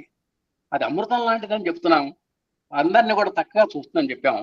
ఆ క్షమ కూడా చల్లని వెన్నెల లాంటిది అని కూడా చెప్తున్నాము. అది మన హృదయాన్ని చల్లబరుస్తుంది. కనుక పరులను క్షమించడం అనేది మన ఉపయోగం కోసమే కానీ పరుల యొక్క ఉపయోగం కోసం కాదు అని మనం గ్రహించాలి. భగవాన్ బాబా వారి యొక్క క్షమాగుణానికి హద్దు లేదు. ద్వేషించడం అనేది బాబా గారి చరిత్రలో లేనే లేదు. తనకు బాల్యంలో విషపకార్యాలు పెట్టినటువంటి ఆమెను ఆదరించాడండి. తను ఉంటున్నటువంటి ఇంటికి నిప్పంటిచ్చారండి ఎవరో. వెంటనే వర్షం కురిపించారండి స్వామి. ఊళ్ళో ఎక్కడా వర్షం లేదు, ఆ గుడిసె మీద మాత్రమే ఉంది వర్షం. ఏమిటి అకాల వర్షము, గుడిసె మీదనే కురుస్తుంది వర్షం. అందరూ ఆశ్చర్యపోయినారండి. ఆ దెబ్బతో స్వామి యొక్క ఆ మహిమ, లీల, అవతార తత్వము, భగవతత్వము అందరికి కూడా అర్థమై ఆ కొంప కాల్చినటువంటి వాడిని కూడా, మరి ఆ విషం గారిలో పెట్టినటువంటి అక్కయ్య గారిని, అలాగే కొంప కాల్చినటువంటి వాడిని, వాళ్ళిద్దరిని కూడా సమానంగా ఆదరించి తన ఆశ్రమంలో ఉంచుకొని వారు కడతేరేదాకా, వాళ్ళు కడతేరేదాకా కూడా వాళ్ళని కంటికి రెప్పలాగా కాపాడుకున్నటువంటి స్వామి యొక్క క్షమాగుణాన్ని మనం ఏ కొలమానం ప్రకారం లెక్కేస్తాం, ఏ స్కేళ్ల ప్రకారం లెక్కేస్తాం, మీరు ఒకసారి ఆలోచించవచ్చు. వాళ్ళకి కావలసిన సదుపాయాలన్నీ కూడా ఇచ్చారు. అందుకే బాబా గారు, మీరు ఎప్పుడో చేసినటువంటి మంచిని మీరు గుర్తుపెట్టుకుంటుంటారు, కానీ మీరు చేసినటువంటి చెడ్డ పనిని నేను గుర్తుంచుకోను అన్నారు స్వామి. అసలు మీరు మంచి చేస్తేనే గుర్తుపెట్టుకోరు, నేను మీరు చేసినటువంటి చెడును అసలేక గుర్తుపెట్టుకోను అని కూడా స్వామి చెప్పడం జరిగింది. ఇదే మరి నిజమైనటువంటి ప్రేమ అంటే మనం తెలుసుకోవాలి. మరి ఈ విషయంలో విమర్శించిన వారిని ద్వేషిస్తూ ఉన్నంత కాలము ఎవరికి నిద్ర పట్టదు అని చెబుతున్నారు. చెడ్డ పనిని గుర్తు చేసుకుంటూ ఉండేవాడికి నిద్ర పట్టదు. కావున మన హానిని మర్చిపోవడం నేర్చుకోవాలి, ఎదుటివాడి యొక్క తప్పులను క్షమించడం నేర్చుకోవాలి. అప్పుడే మనకు మనసు ప్రశాంతంగా ఉంటుంది, హాయిగా ఉంటుంది. మనం ఆ క్షమించడంలో ఉన్నటువంటి మాధుర్యాన్ని మనం అనుభవిస్తాము. ఆ క్షమించడం వారి కోసం కాదు, మన సంతోషం, మన ప్రశాంతం కోసం అనేటువంటిది ఒక పరమార్థాన్ని మనం గుర్తుపెట్టుకుంటాము అనేటువంటి విషయాలు మనం కొన్ని వాళ్ళ తాలింపులకు న్యాయంగా మనము గుర్తుపట్టగలిగామండి. ఈ విధంగా కొన్ని కొన్ని కొన్ని పాయింట్లు మాత్రము మనం మీ ముందు నేను ఉంచగలిగాను. ఈ విధంగా స్వామిని మరొక్కసారి మనం ప్రార్థించుకొని మన సెలవు తీసుకుంటానండి. మనం సిరులకేమి ప్రసన్న చిత్తుండవైనతో చాలునా కద 10,000 తండ్రి. మనందరి తరఫున స్వామివారిని ప్రార్థిస్తున్నాం.